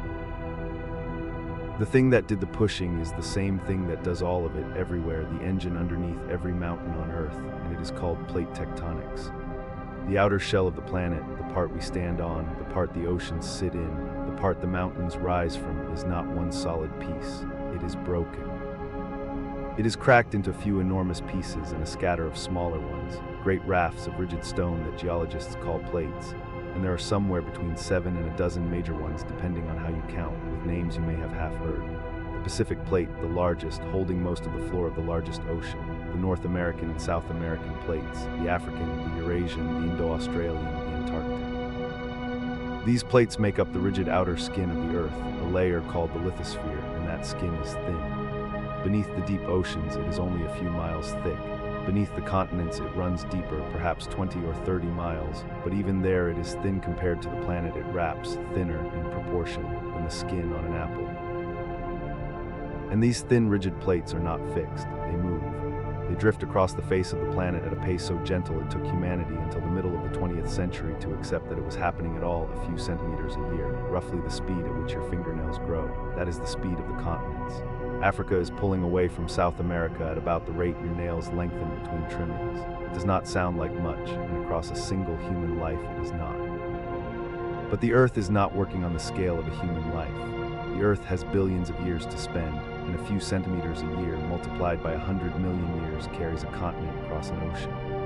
The plates ride on the layer beneath them, the mantle, which is solid rock, but rock so hot and under such pressure that over long spans of time it flows, very slowly, the way a glacier of ice flows, or the way cold honey creeps across a tilted plate. The heat that drives it comes from deep inside the planet, the leftover warmth of its birth and the steady warmth of radioactive decay in its core, rising and circulating in vast slow currents that have not stopped in 4.5 billion years and will not stop for billions more. So the plates drift, and because they cover the whole surface of a sphere, they cannot drift without meeting. There are only 3 things 2 plates can do where their edges touch, and each one leaves its own mark on the world. They can pull apart, and where they pull apart, the deep rock wells up to fill the gap and freezes into new sea floor. This happens all along the mid-Atlantic ridge, the great undersea seam running down the center of the Atlantic, where the ocean is being widened a little every year. They can slide past one another, grinding edge against edge, locking and slipping in the sudden jolts we feel as earthquakes. This is what the San Andreas Fault in California is, 2 plates sliding by, going nowhere up or down, only past, where they can come together. And where they come together, where one great raft of stone drives slowly, relentlessly, for tens of millions of years, into another, there at the seams of the world the mountains rise. A single long episode of mountain building, one of these great collisions playing out across the deep ages, has a name of its own.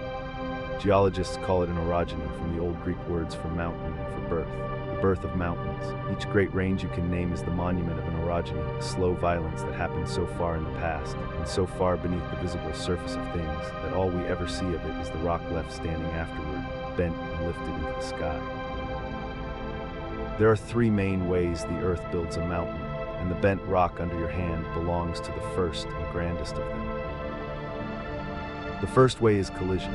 When 2 plates carrying continents drive into each other, neither one can sink beneath the other because continental rock is too light, too buoyant to be dragged down into the mantle. So they crumple. The crust between them has nowhere to go but up and sideways, and it folds exactly the way your road cut folds, but on a scale that beggars the imagination.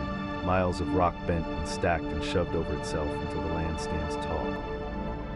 These are the fold mountains, the collision mountains, and they are the highest the Earth makes. The supreme example is being built right now beneath the highest peaks on the planet, and it began with a continent on the move. Around 50 million years ago, give or take, a great slab of land, the Indian Plate, which had spent the previous many millions of years drifting north across a vanished ocean, finally arrived. It collided with the underbelly of Asia, and it did not stop.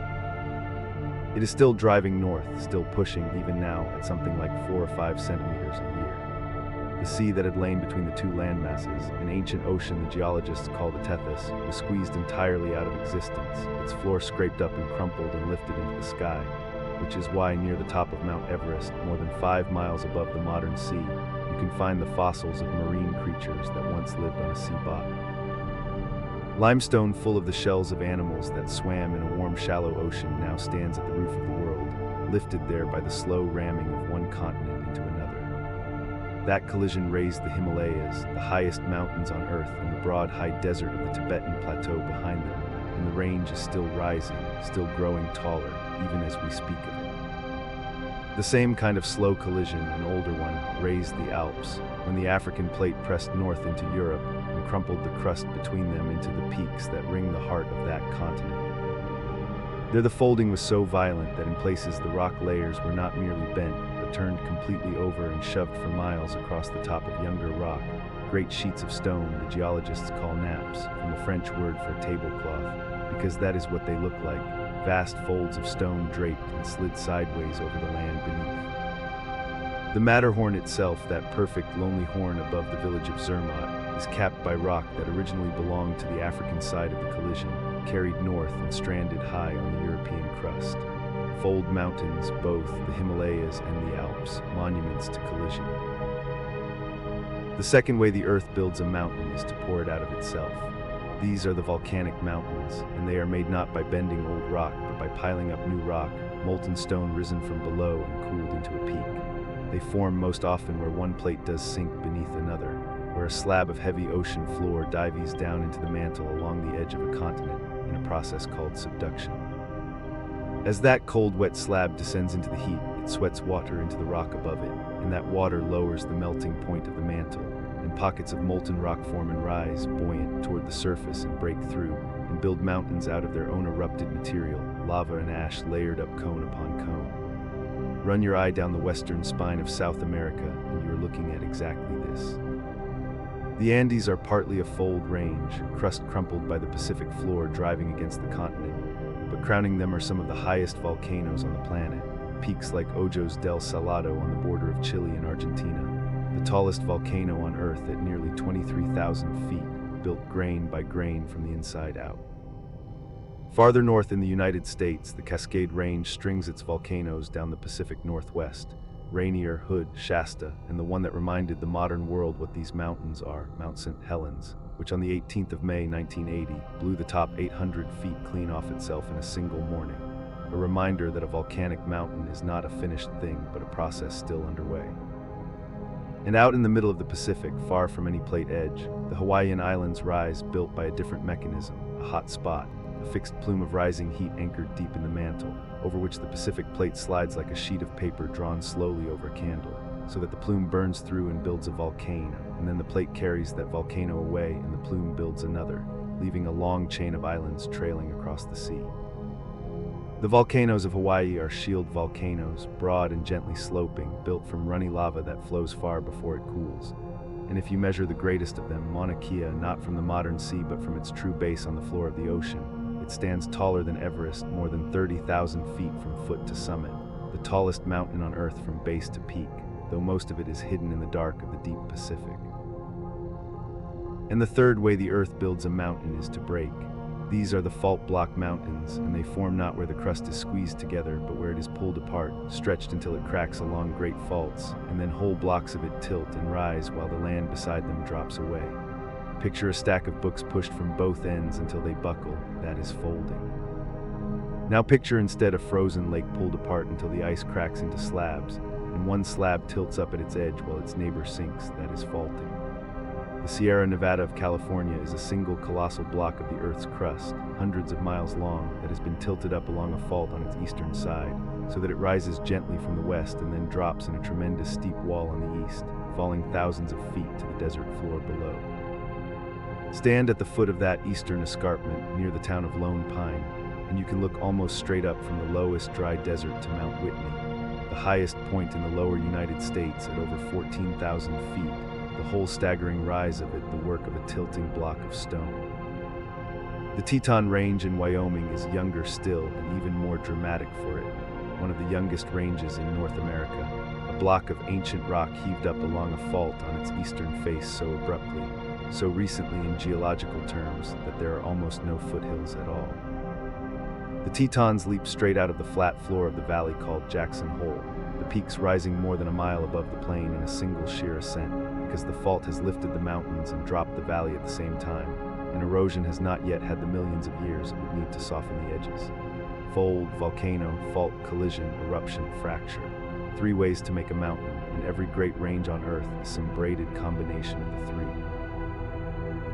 But here is the part of the story that the bent rock under your hand only half tells you, the part that makes mountains stranger and more alive than they look. A mountain is not only the thing you can see, it has a hidden half, because the rock of a mountain range is lighter than the dense mantle rock beneath it. A mountain does not simply sit on the surface like a pebble on a table. It floats. It floats on the mantle the way an iceberg floats on the sea, and like an iceberg, most of its bulk is hidden below. This is a principle the geologists call isostasy, and it means that beneath every great mountain range there is a deep root of crust pushing down into the mantle, a keel of lighter rock displacing the denser rock below, holding the whole range up by buoyancy.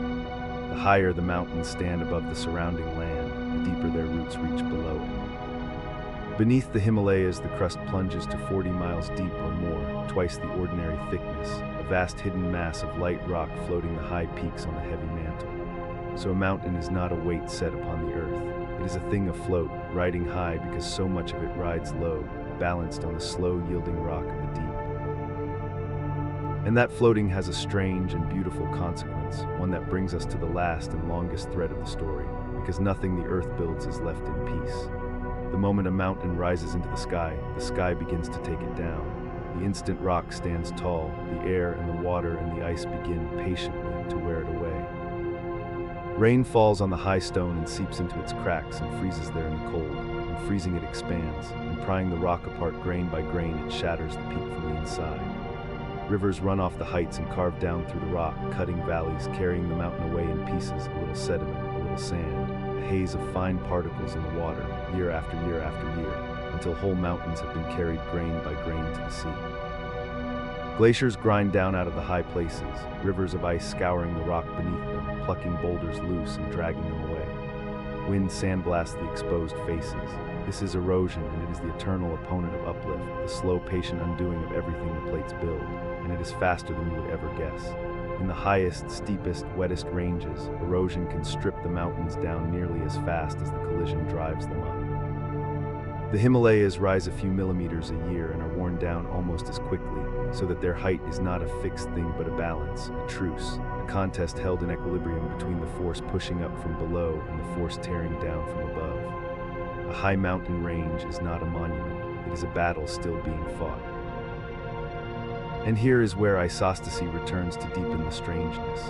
When erosion strips weight off the top of a floating mountain, the mountain, being buoyant, being afloat on the mantle, rises in response. The way a boat rises in the water when you unload its cargo, the root pushing the range back up as the peaks are carried away. So the wearing down and the rising up chase each other for tens of millions of years, the mountain shedding its summit and floating higher, shedding and floating, until at last the deep root itself is exhausted and the range, no longer fed by collision, no longer renewing its height, begins truly to fade.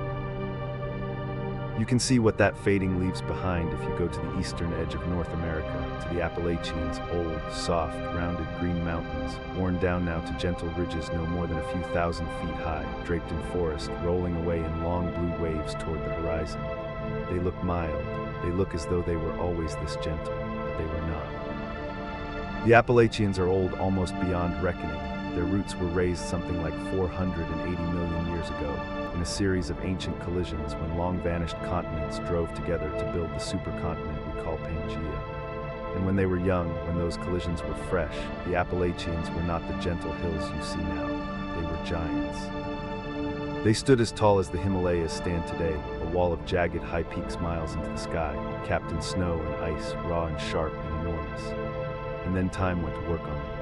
For 480 million years, the rain and the rivers and the ice and the wind wore them down, grain by grain, summit by summit, and the buoyant roots lifted what was left, and the wearing down won in the end, as it always wins when the collision stops. What you see now in those soft blue ridges is the worn-down stump of a mountain range that was once the equal of the highest on Earth, the long, deep echo of an orogeny that finished before the first dinosaur ever walked.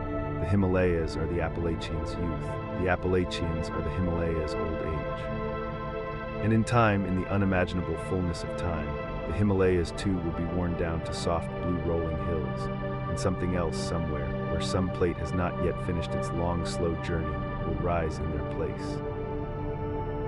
That is the secret the bent rock under your hand is keeping, the thing it has been trying to tell you since your fingers first found the fold. A mountain is not a thing, a mountain is a verb. It is not a noun the earth set down once and left standing. It is a process, an event, a slow motion caught in a moment so brief, a single human life, a single quiet evening at a road cut that we mistake the motion for stillness. Everything you can see is moving. The fold under your palm is still rising, a few millimeters in the time it takes you to fall asleep. The Himalayas are taller tonight than they were the night you were born, and shorter than they will be tomorrow, and being carried to the sea even as they rise. The continents are drifting beneath the dark, a fingernail's width across the year. And the heat at the heart of the planet, 4.5 billion years old, turns and turns in its slow, deep currents, lifting the stone, building the seams of the world into peaks, and will go on doing it long after every mountain you have ever seen has been worn flat, and some new range you will never know has risen to take its place. There is a deep and quiet comfort in that if you let it settle into you in the dark. The mountains are not permanent, nothing is, but neither are they ever truly finished or ever truly gone. They rise and they wear away and they rise again, floating on the deep, traded back and forth between the force from below and the force from above. in a contest so slow and so patient that it makes the longest human worry seem like nothing at all. A contest measured not in years, but in hundreds of millions of them, turning gently, ceaselessly, beneath the same stars you are lying under now. So let your hands stay a moment longer on the cold folded stone, there at the road cut in the last of the gold light, and feel how it is rising under your palm too slowly ever to feel. There's nothing here that asks anything of you. The rock has waited 400 million years and more, and it will wait through this night and 100,000 nights after, and it is content to rise the breadth of a single hair while you sleep. Let the question of how it bent go soft and dim. You know the answer now, and the answer is patient, and the answer will keep. Let the ridgeline fade into the dark. Let the continents drift on beneath you, a fingernail's width across the year, carrying their cargo of mountains slowly toward the morning. The earth is building the way it has always built, without hurry and without rest, and it will still be building when you wake. Let it. There's time. There's so very much time. Let yourself drift down now into the long, slow current of it and sleep. You are standing on a snow ridge near the top of the world, and the first thing you notice is your own breathing. It is shallow and quick, faster than you would like, and no matter how deeply you try to pull the air in, it does not seem to be enough. The ridge falls away on both sides of you, white and clean and impossibly steep, and below it the rest of the earth lies spread out and curving, range after range of lesser peaks dropping into blue haze, so that you have the strange sense of standing on the rim of something rather than on the ground. The snow under your boots is hard and dry, packed by wind into ripples and waves, and it squeaks faintly when you shift your weight. The light is enormous. It comes from a sky that is not quite the blue of lower places, but a deeper, almost violet blue, and it pours off the snow in a glare so bright that even through dark lenses it presses against your eyes. The cold is a presence, not a feeling. It sits on the exposed skin of your face like a hand. And the wind, when it rises, does not gust so much as flow, a steady cold river of air moving across the ridge, lifting threads of snow off the surface and carrying them sideways in long, bright streamers that hang in the sunlight and then are gone. You take another breath and another, and the world holds very still around you, enormous and silent and almost without life. This is the world of the high peaks, the thin upper air of the planet, and it is a place that the human body was never built to enter. We carry our bodies into it anyway, slowly and with great difficulty, but everything about being here is a kind of borrowing against a debt that the body will eventually call in. To understand why, you have to begin with the air itself, which up here is not the air you have known all your life. It is the same air, made of the same gases in the same proportions, about 21% oxygen, the rest mostly nitrogen, exactly as it is at sea level. What has changed is not the recipe but the pressure. Air has weight. The whole column of atmosphere above you presses down, and at sea level that pressure is enough to pack the molecules of air close together, so that every breath you take draws in a generous quantity of oxygen without your ever having to think about it. But as you climb, there is less atmosphere remaining above you, less weight pressing down, and so the air thins. The molecules spread apart. Each breath, the same size as before, now contains fewer of them. By the time you stand on a ridge near the summit of the highest mountains on Earth, the pressure of the air around you has fallen to roughly 1/3 of what it was at the shore. 1/3. For every 3 molecules of oxygen that a breath would have given you at sea level, this high air gives you 1. The summit of Mount Everest, the highest point on the surface of the Earth at about 8,849 meters above sea level, sits at the edge of where breathing alone can keep a human being alive. There are 14 mountains on Earth that rise above 8,000 meters, all of them in the Himalaya and the neighboring Karakoram range, all of them reaching into that lethal upper zone. There is Everest, tallest of all, straddling the border of Nepal and Tibet. There is K2, the second highest at about 8,611 meters on the border of Pakistan and China, steeper and colder and far more dangerous than Everest, a pyramid of rock and ice that has killed roughly 1 climber for every 4 who have reached its summit.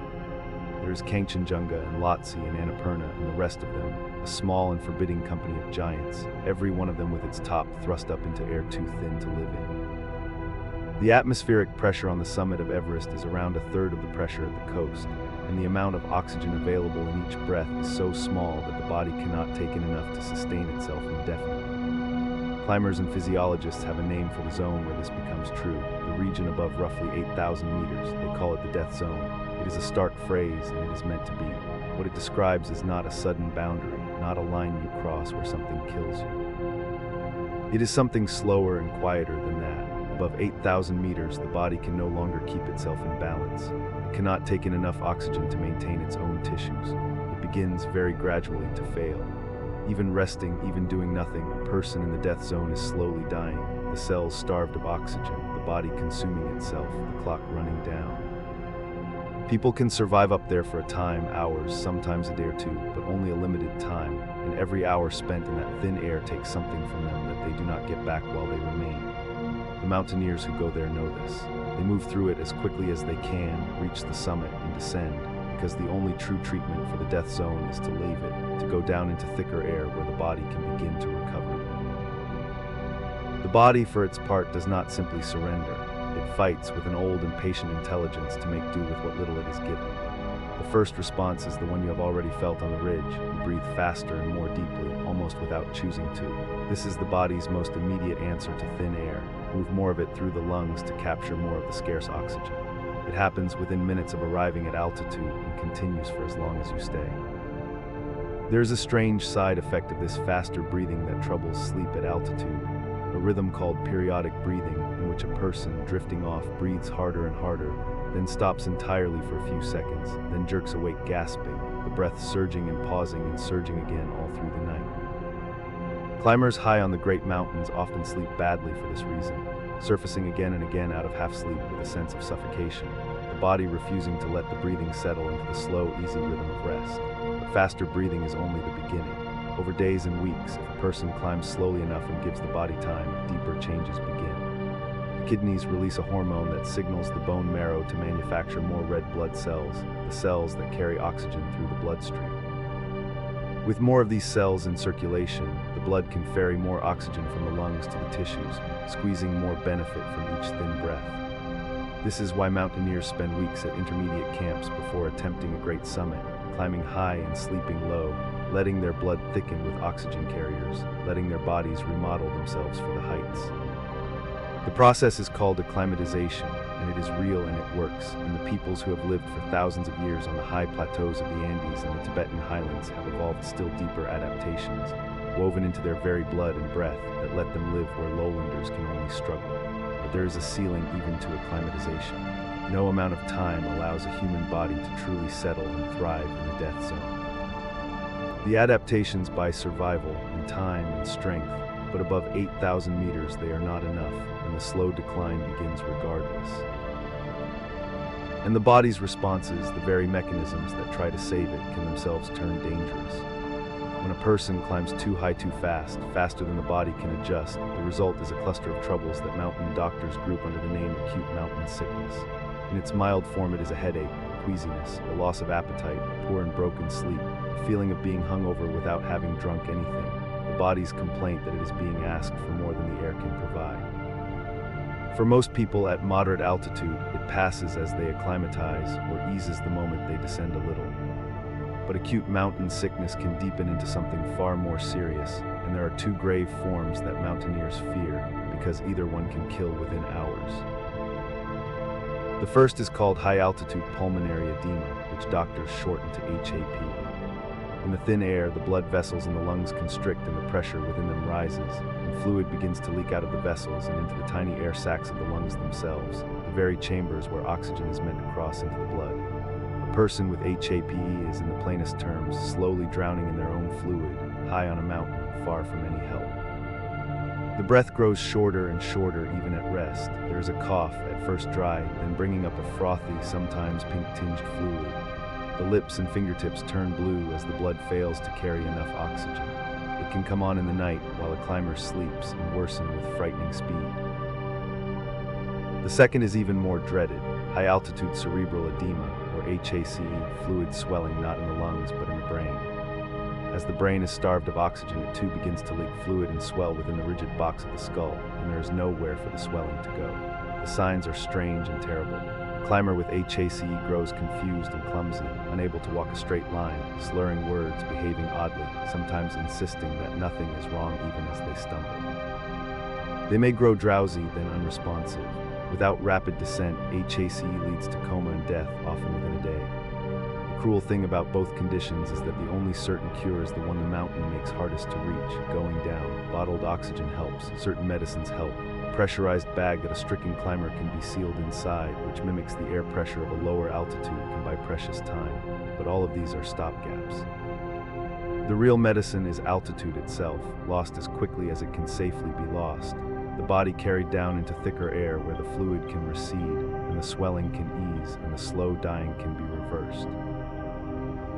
So this is a place that asks an enormous amount of the body simply for the privilege of being present in it. And the thin air is only one of the hazards. There's also the cold, which at these heights is severe beyond ordinary winter. Temperatures near the summits of the great Himalayan peaks routinely fall to 30 and 40 degrees below zero and lower. And in the depth of winter, the high camps on Everest have recorded cold approaching the temperatures of the Antarctic. The wind drives the cold deeper still. There is a measure called wind chill, the way moving air strips heat from skin faster than still air. And on an exposed ridge with the wind streaming past, the cold that reaches the body can be brutally worse than the thermometer alone would suggest, stripping warmth from any exposed skin in minutes, freezing the flesh of fingers and toes and the tip of the nose. So that frostbite is a constant companion of high climbing, and many who reach the great summits come home with fewer fingers and toes than they left with. The body, starved of oxygen and unable to generate heat as it would lower down, has little defense. It pulls its blood inward to protect the core, and the extremities, abandoned, begin to freeze. There is the wind itself, which on the highest ridges can blow with a ferocity that no person could stand against, screaming across the rock and snow at speeds that would knock a standing figure off their feet, carrying away tents and equipment and any warmth the body might hope to keep. The jet stream, that great fast river of air that circles the planet at high altitude, dips down to scour the summit of Everest for much of the year, which is why climbers wait, sometimes for weeks, for the brief windows in spring and autumn when the winds relent enough to allow a person to live on the summit ridge for the few hours it takes to climb it and get down. And there is the light. Up here above so much of the atmosphere, there is far less air to filter the sun's radiation, and the ultraviolet light that the lower world is mostly shielded from arrives at full and dangerous strength. It pours down from the deep blue sky, and then it bounces up again off the snow, which reflects almost all of it, so that a climber is bathed in ultraviolet from above and below at once. Unprotected skin burns with astonishing speed, even in bitter cold, even on cloudy days. The eyes are at risk too. The ultraviolet glare off the snow can scorch the surface of the eye itself, causing a painful temporary blindness that mountaineers call snow blindness, which is why dark goggles are as essential to survival up here as warm clothing and rope. The glare is relentless. The white world throws the light back at you from every direction, and to be in it without protection is to be slowly, invisibly burned. You would think that a place so hostile, so bent against the survival of living things, would be ugly or grim or merely frightening. And it is frightening in its way.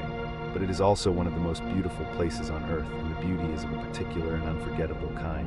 Part of it is the silence. Up here above the tree line, above the zone where most animals can live, above nearly all of the green and breathing world, there is almost no life and almost no sound. No birdsong, no rustle of leaves, no insect hum, no running water that has not frozen.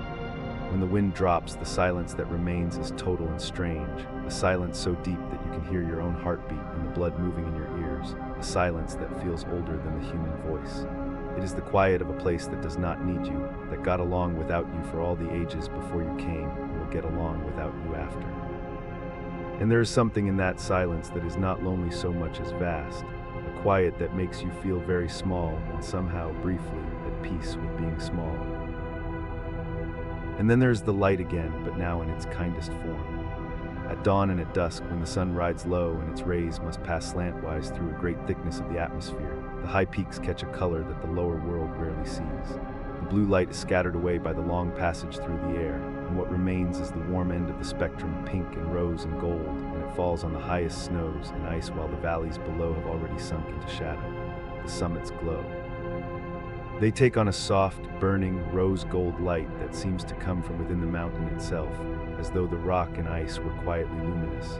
This is alpenglow, and there are few sights in all of nature more lovely. To stand high on a peak at dusk and watch the gold light climb slowly up the mountains around you as the sun sinks, to see the whole range lit in pink and then deepening to rose and then to a dusky violet as the warmth drains away and the cold true dark comes on. It is the kind of beauty that people will risk a great deal to witness, and have, again and again, for as long as there have been people willing to climb. For most of human history, no one climbed these places at all. The high peaks were the homes of gods, the dwelling places of the divine, looked up at with reverence and fear but not approached. The very idea of climbing a great mountain for its own sake, simply to stand on its top, is a recent one, only a few centuries old. The idea of climbing into the death zone, into the thin air where the body fails, is more recent still, and it required not only courage but a particular piece of technology, bottled oxygen. As mountaineers in the early 20th century pushed higher and higher into the Himalayas, reaching altitudes where the thin air sapped their strength and clouded their minds, some of them began to carry tanks of compressed oxygen, breathing the enriched air through a mask to supplement what the mountain would not provide. The British expeditions to Everest in the 1920s experimented with these heavy, awkward early sets, and there was fierce debate among the climbers themselves about whether using them was honorable, whether it was somehow cheating to bring your own air to a place that had none, or whether it was simply a sensible tool, no different from a rope or an ice axe. On one of those expeditions, in June of 1924, two climbers named George Mallory and Andrew Irvin set out from a high camp toward the summit carrying the cumbersome oxygen apparatus of the day, and were last seen as small dark figures moving upward through the mist, high on the mountain, before the clouds closed over them, and they were never seen alive again. Whether they reached the top before they died has been argued over for a century.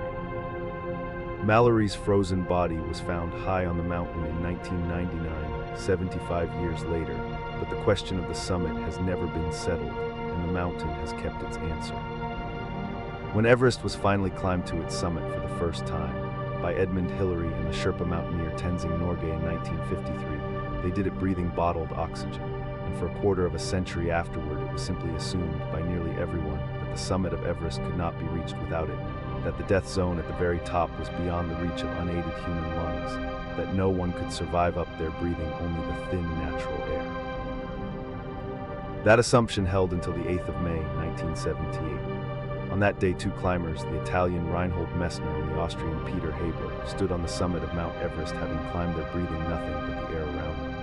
No tanks, no masks, no supplemental oxygen at all. They had done what the medical and mountaineering worlds had largely believed to be impossible. They had carried their own bodies, unaided, into the thinnest air on the surface of the planet and survived. The climb was a brutal, gasping ordeal. Near the top, they could manage only a few steps at a time before having to stop, leaning on their ice axes, fighting for breath, the world swimming and dimming around them. Messner later described the strange and frightening clarity and confusion of those final hours. The way thought itself seemed to slow and thin along with the air. The way reaching the summit felt less like triumph than like a kind of emptied-out, transparent exhaustion. But they reached it and they came down alive, and in doing so they redrew the boundary of what a human being could do. They proved that the body, pushed to its absolute limit, acclimatized as far as flesh can be acclimatized, could survive a brief visit to the very roof of the world on nothing but its own thin, borrowed breath. 2 years later, in 1980, Messner went further still and climbed Everest alone, without oxygen and without companions, during the monsoon season, a feat so far beyond what had been thought possible that it has the quality of a legend even though it is sober fact. What Messner and Habler demonstrated was not that the death zone is safe, it is not, and it never will be. What they demonstrated was the strange and narrow margin within which the human animal can operate, the way a body prepared with great care and driven with great will can borrow for a few hours against the dead of the heights and reach a place it was never meant to reach, and then retreat before the dead is called. It is a margin measured in hours and in the precise difference between 1/3 of an atmosphere and a little less than that. Step a few hundred meters higher than Everest into still thinner air, and even that margin will close. The summit of the highest mountain on Earth sits very nearly at the absolute ceiling of unaided human survival, as though the planet had built its tallest peak to exactly the height beyond which we cannot go on our own breath. And now on your ridge near the top of the world, you can let all of that settle around you, gently, the way the alpenglow settles on the snows at dusk. You are standing in a place the body was never made for, breathing air that gives you only a fraction of what you're used to, your heart beating quick and your breath coming shallow and fast. The cold sits on your face. The wind flows past in its long, cold river, lifting the snow into bright streamers that hang and vanish. The light pours off the white world from every direction, and the sky overhead is that deep, near-violet blue that you only ever see this high. Below you, the earth curves away, range upon range, blue and faint and falling into haze, and the silence when the wind drops is total, the old, vast, patient silence of a place almost without life. You do not have to climb here. You do not have to gasp for the next breath or fear the fluid in the lungs or race the failing light down a frozen ridge. You can simply rest at the edge of this enormous quiet and let it hold you. The peaks around you are catching the last of the day's gold, glowing rose against the deepening dark, luminous and silent and serene, asking nothing of you at all. Let the cold air move slowly in and slowly out. Let the great mountains keep their long silence around you. And let yourself drift down gently away from the thin, high air toward the warm and ordinary breath of sleep. The cold here is the first thing before any light. You are standing on a moraine at the foot of a glacier in the gray hour before sunrise, on a ridge of loose gray rubble that the ice itself piled here, and the air against your face is the air that has been lying on the ice all night, heavy, motionless, faintly metallic, sliding downhill past you in a slow, invisible river of its own. Somewhere ahead of you in the half-dark, the glacier waits. You cannot yet see its color. You can hear it, though. Under the silence, there is a sound that is not quite a sound, a low groan, felt more than heard, deep in the chest, the sound of an enormous weight settling by the width of a hair. And under that, threaded through it, the bright thin trickle of running water, meltwater finding its way down through the stones, the only thing in this whole frozen place that is moving at a speed you can follow. Let your eyes adjust, let the cold settle around you. There is nothing here you need to do tonight. The glacier has been here a very long time, and it is in no hurry, and neither are you. The light comes slowly to a place like this. First, the high peaks above the glacier catch it, the rock turning from black to gray to a faint, warm rose, while the valley floor where you stand is still in shadow. Then the line of light slides downward very slowly, the way everything moves here, and it reaches at last the upper edge of the ice, and the glacier begins to show you what it is. It is not white, as you might have expected. The fresh snow at the very top is white, yes, where last winter's fall still lies clean and unmarked. But below that, where the snow has hardened and the years have pressed down on it, the surface turns a strange pale blue, the blue of skimmed milk, of old porcelain, of a sky too thin to hold any warmth. And where the ice has cracked open, where a crevasse splits the surface and you can see down into the body of the glacier itself, the blue deepens into something almost unreal, a glowing, saturated, electric blue, the blue of a gas flame of deep water of the inside of a wave. We will come to why a little later. For now, only let it work on you, that impossible color rising out of a crack in the ice, lit from within by nothing but the morning. Let us begin where the glacier begins, which is not here at the foot but far above, in the high white places where the snow falls and does not leave. This is the simplest and most important fact about a glacier, and everything else follows from it. A glacier is at its heart only snow that survived the summer. High enough on a mountain, cold enough through the year, the snow that falls in winter does not all melt away when the warm season comes. Some of it lasts. It lasts through one summer, and then the next winter's snow falls on top of it, and that lasts too, and the next, and the next. Year upon year, snow piling on snow, each new layer pressing down on all the layers beneath. This is how a glacier is born, not in a moment, not in a season, but in the slow, patient arithmetic of snow that comes faster than it can leave.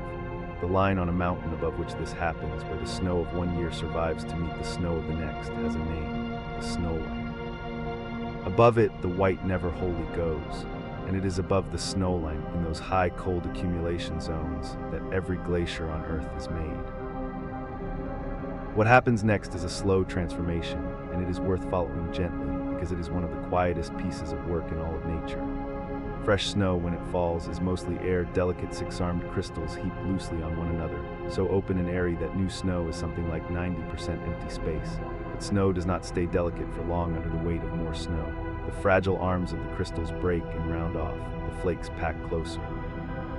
The air between them is squeezed out a little at a time, and the snow grows denser and grainier, turning into something that is no longer quite snow, small rounded ice grains pressed together, with the texture of coarse wet sugar of old hardened drifts in spring.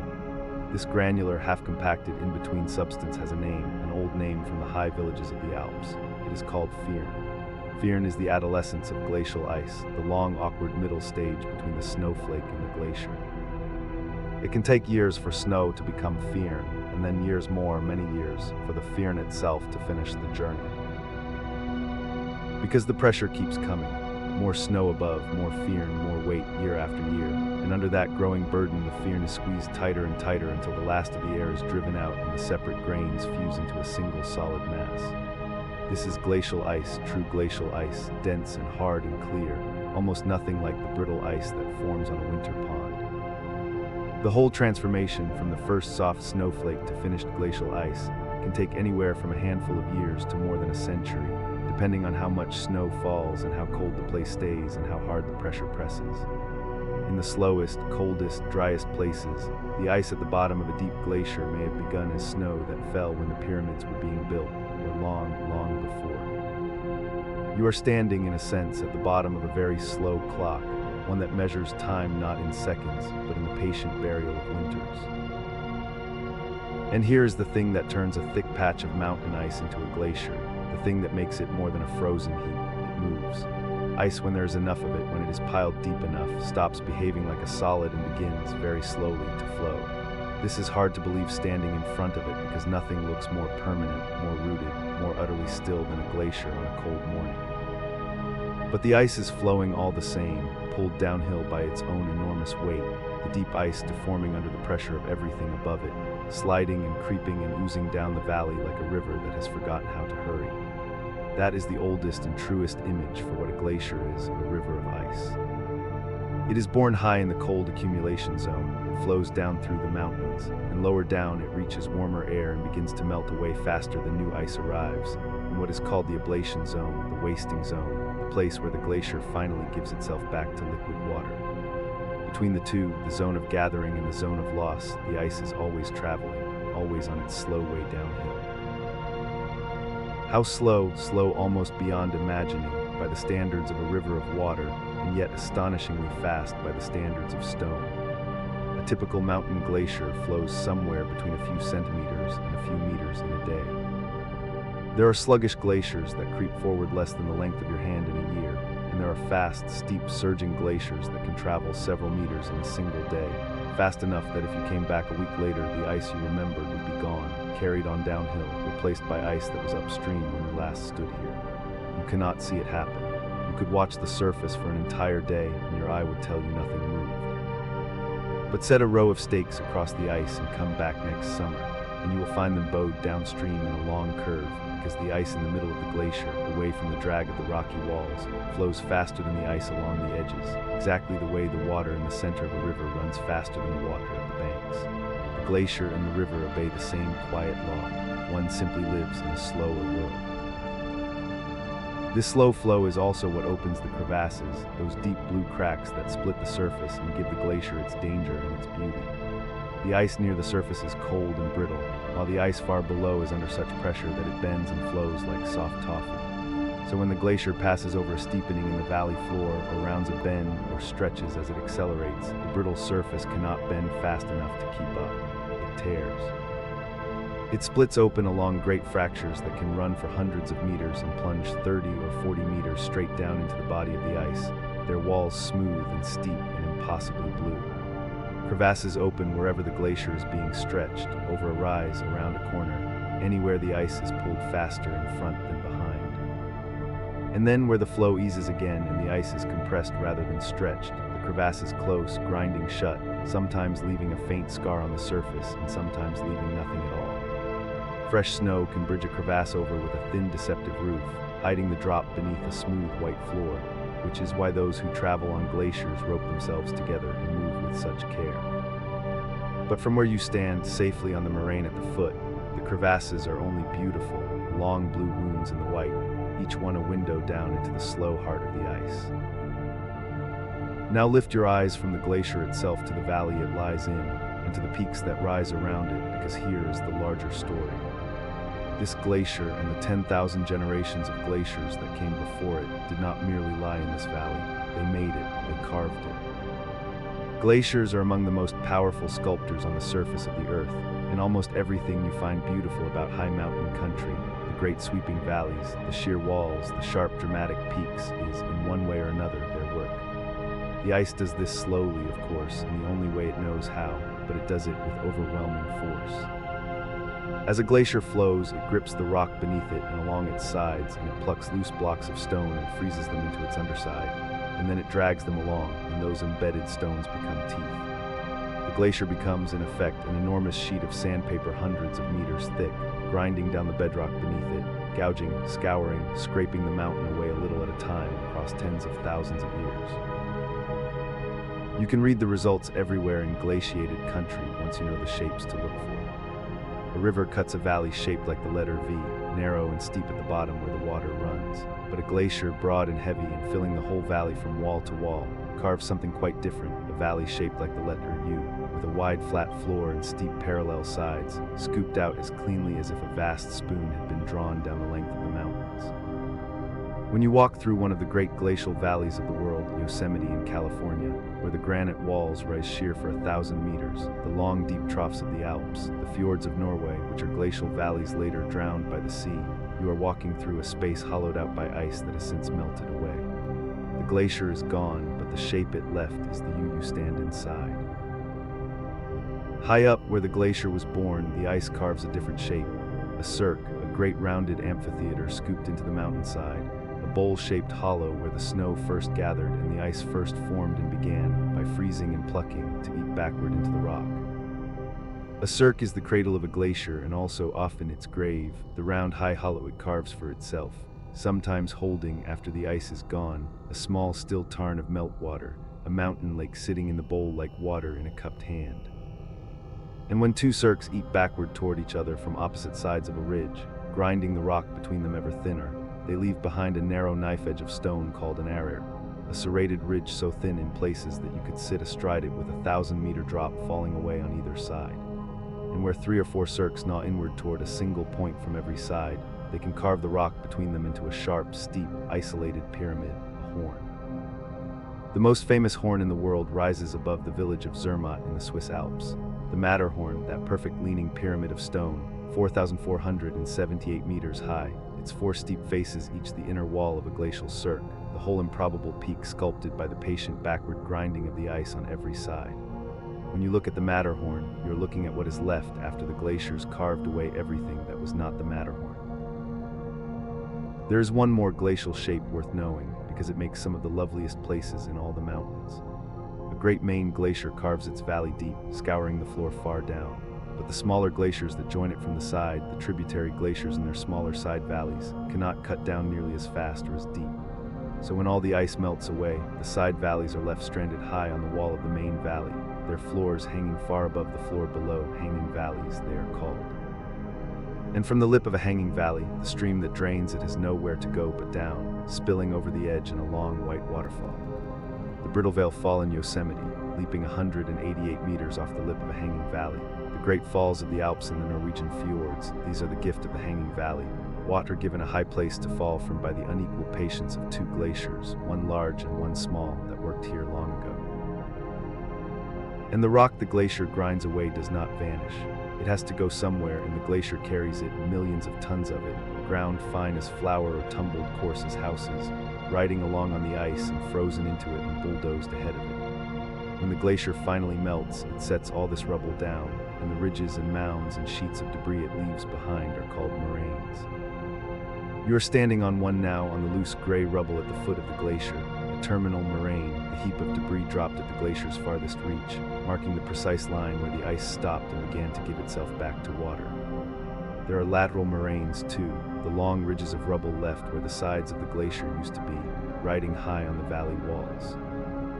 And scattered across glaciated landscapes the world over, you will find single great boulders sitting alone in places they have no business being, a block of one kind of stone resting on bedrock of an entirely different kind, sometimes the size of a house, sometimes balanced impossibly on a small base, carried there from miles away by ice and set down gently when the ice melted out from under it. These are called erratics, from the Latin for wandering, because they have wandered far from the mountain they were broken from.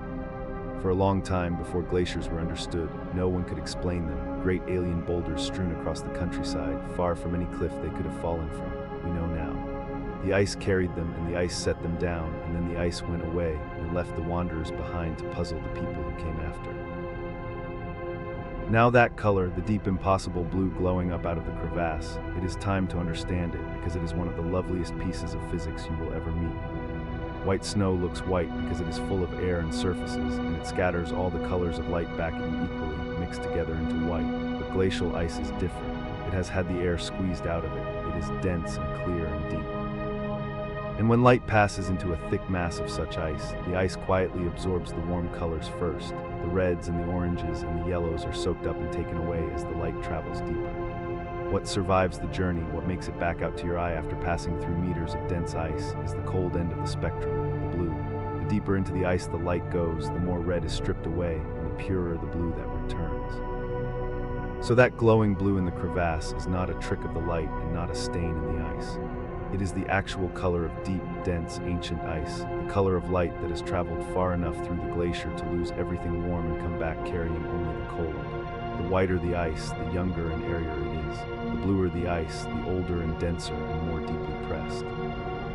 The crevasse glows blue because you are looking, for once, all the way into the heart of the glacier, into ice that has been buried and compressed for longer than you can easily imagine. The trickle of water you heard before the light came is part of a far larger story than its small sound suggests. All across the lower glacier, all through the warming day, the ice is melting at the surface where the sun touches it, underneath where the friction of flow and the warmth of the earth reach up, along the blue walls of the crevasses. The meltwater gathers into rivulets, and the rivulets into streams that run in winding blue channels across the surface, and then plunge down through the ice in roaring shafts called moulins. And somewhere far below it all collects into a river that bursts out from beneath the glacier's snout in a gray, churning, silt-laden flood. The gray color is rock flour, the rock the glacier ground to powder, suspended in the water, so fine it stays afloat for miles and turns the meltwater lakes that strange, opaque, milky turquoise you see in glacier country. And that meltwater river is the reason the glacier matters far beyond the mountain. The great rivers of the world that rise in the high glaciated ranges, the Ganges and the Indus and the Brahmaputra rising from the Himalaya, the rivers of the Andes that feed the dry coast of Peru, the rivers of the Alps that water half of Europe, are fed, especially in the heat of summer when the rains have failed, by glacial meltwater. The glacier stores the winter's snow as ice and releases it slowly through the hot, dry months as water, a vast frozen reservoir high in the mountains, doling out its store exactly when the lowlands need it most. More than 1 billion people, by most estimates, depend in some season on water that began as snow on a glacier. The small trickle at your feet is the thin beginning of that. And it is changing. There is no gentle way around this, and it belongs in the story honestly. The mountain glaciers of the world are shrinking, and they are shrinking fast, and they have been shrinking for more than a century, faster in recent decades than before. A glacier is a balanced snow gathering at the top against ice melting at the bottom, and as the world's climate has warmed, that balance has tipped. More melts each summer than the winter snows replace, and so, slowly at first and then less slowly, the ice retreats. The glaciers of the Alps have lost something like half their volume since the middle of the 19th century, and many of the smaller ones are expected to be gone entirely within this century. In the Andes, glaciers that crown the peaks for thousands of years have vanished within a single human lifetime. Bolivia's Chacaltaya Glacier, which once held a ski run, melted away to nothing in the early years of this century. Across the Himalaya, the great glaciers are thinning and their snouts retreating up the valleys, year upon year, measured and mapped and certain. You can see it on the mountain itself, written in the bare rock, a band of fresh, pale, unweathered stone along the valley walls above the present ice, a bathtub ring marking where the glacier's surface stood not long ago, before it sank. The terminal moraine you stand on may lie a long way down valley from where the ice now ends. The glacier left it there at a farther reach, in a colder time, and has since drawn back from it. This matters because of the meltwater, because of the 1 billion people downstream. A shrinking glacier gives more water for a while as it wastes away faster, and then when too much of the ice is gone, it gives less and less, and the summer rivers that depended on it run thin. The glaciers are an inheritance, ancient and slow and quiet, and they are being spent. There is grief in that, but there is no alarm you need to carry into the night. The ice is doing only what ice does in a warming world. It asks nothing of you in the dark. It is enough tonight simply to have stood here and watched it and understood a little of what it is. So stay a while longer at the foot of the glacier, now that the light has fully come and the blue has woken in the crevasses and the meltwater has found its full bright voice among the stones. Let the great river of ice lie there in front of you, flowing downhill at the speed of a growing fingernail, carrying its frozen cargo of ancient winters and its embedded teeth of stone, grinding patiently at the rock the way it has ground for 10,000 years and 10,000 before that, carving the valley you stand in, building the moraine beneath your feet, setting down its wandering boulders, feeding the streams that feed the rivers that feed the distant green fields you cannot see from here. There is no hurry anywhere in it. The snow falls high above and waits out the summer and becomes firn and then ice, and then, after 100 slow years, begins its long journey down to where you stand, only to melt at last into the gray river and run away to the sea, and rise again as cloud, and fall again as snow, and begin again. The glacier is the slowest part of that ancient wheel, the place where the water rests longest, the cold heart that holds the world's water still for a century at a time before letting it go. Let the cold settle one last time around your shoulders, gentle now in the morning light. Let the low groan of the moving ice become a sound you no longer notice, the way you stop hearing a clock. Let the blue light in the crevasse be the last thing you see, glowing softly up out of the heart of the glacier, that deep, impossible blue, the color of light that has come back carrying only the cold. There is nothing here that needs you. The glacier was here long before this morning and will go on, in whatever shape the warming world allows, long after. It only flows slowly downhill forever in the only way it knows. And you can rest now beside it in the cold, clean air at the foot of the ice and let the slow blue river of it carry you, the way it carries everything, gently and without hurry down. It is the first gray light of morning on the floor of a mountain valley, and the river is the first thing you hear. It runs somewhere off to your left, low and steady and close, a sound made of 1,000 small sounds of water folding over stones, water sliding through gravel, water turning in slow pools at the edges where it has worn the bank smooth.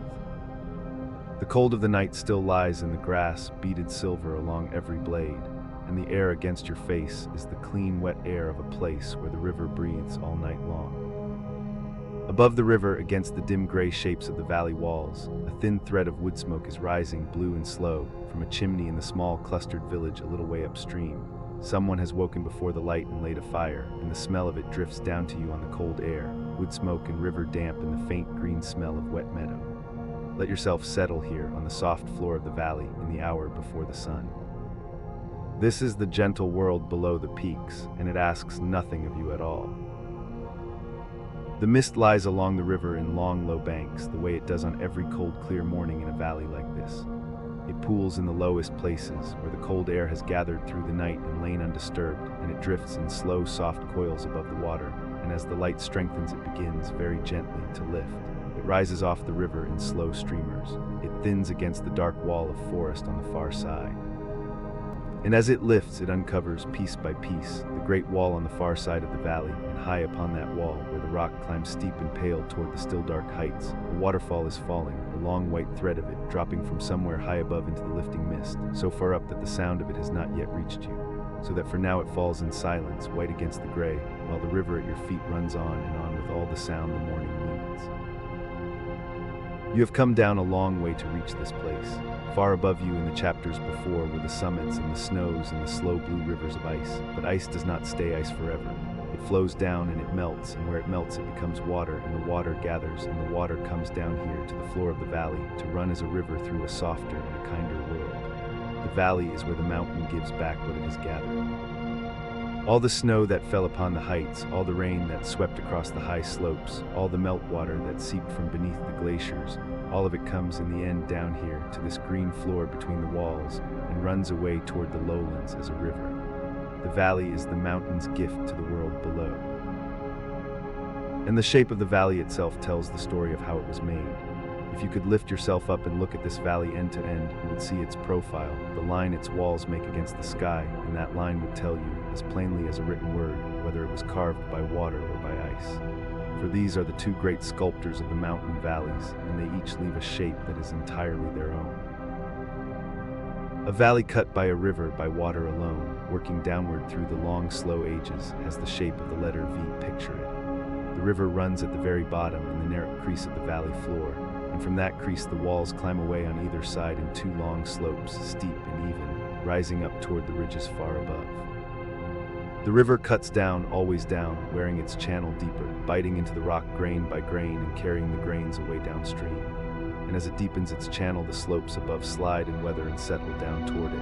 And so the whole valley takes that narrow, steep-sided, downward-pointing form, a deep crease in the land, a V worn into the mountain by the slow, patient knife of moving water. Most of the world's river valleys are shaped this way, narrow at the bottom where the water runs, widening as they climb. A river is a small thing, after all, and it cuts a small, narrow path. But a valley carved by ice is something else entirely. When a glacier fills a valley, when the slow blue river of ice we walked beside before comes grinding down from the heights, it does not cut a narrow crease the way water does. It fills the whole valley from wall to wall, a vast heavy mass of ice hundreds of feet thick, and it grinds its way downward not with a thin knife but with the whole broad weight of itself. It scours the valley floor flat. It plucks great blocks of stone from the walls and drags them along. It rasps the sides smooth and steep and high. And when at last the ice melts away in some warmer age, it leaves behind a valley of a wholly different shape, broad and flat along the bottom, where the ice ground the floor level, and steep and even along the sides, where the ice scraped the walls clean. The profile of such a valley is not a narrow V, but a wide, deep, flat-bottomed U, the great signature of the ice, written into the rock and left behind for all the ages after. If you would see the shape that ice leaves, you have only to stand in Yosemite Valley in the mountains of California. It is one of the most perfect glacial valleys on the face of the earth, a broad, flat green floor perhaps a mile across, with a quiet river meandering down the middle of it, and on either side walls of pale gray granite rising sheer and sudden, nearly straight up, 3,000 feet and more, to the rim of the high country above. El Capitan stands on one side, a single unbroken cliff of granite rising more than 3,000 feet from base to top. Half Dome stands at the head of the valley, its great rounded face sheared clean away, as though some enormous blade had passed down through the dome and carried off the front of it. The walls do not slope gently up the way the walls of a river valley do. They leap up almost vertically from the flat floor, because it was ice and not water that shaped them. Glacier that filled this whole valley to a depth of thousands of feet during the long cold ages and ground its floor flat and polished its granite walls and then melted slowly away and left the broad green U of Yosemite open to the sun. The river that runs through it now, the Merced, is a small and gentle thing, far too small to have carved so vast a trench. It merely wanders down the center of a valley that something far greater made. And that is the quiet lesson written into every U-shaped valley, that the small stream you see today is not the sculptor at all, but only a tenant living on the floor of a hall that the ice built and then abandoned.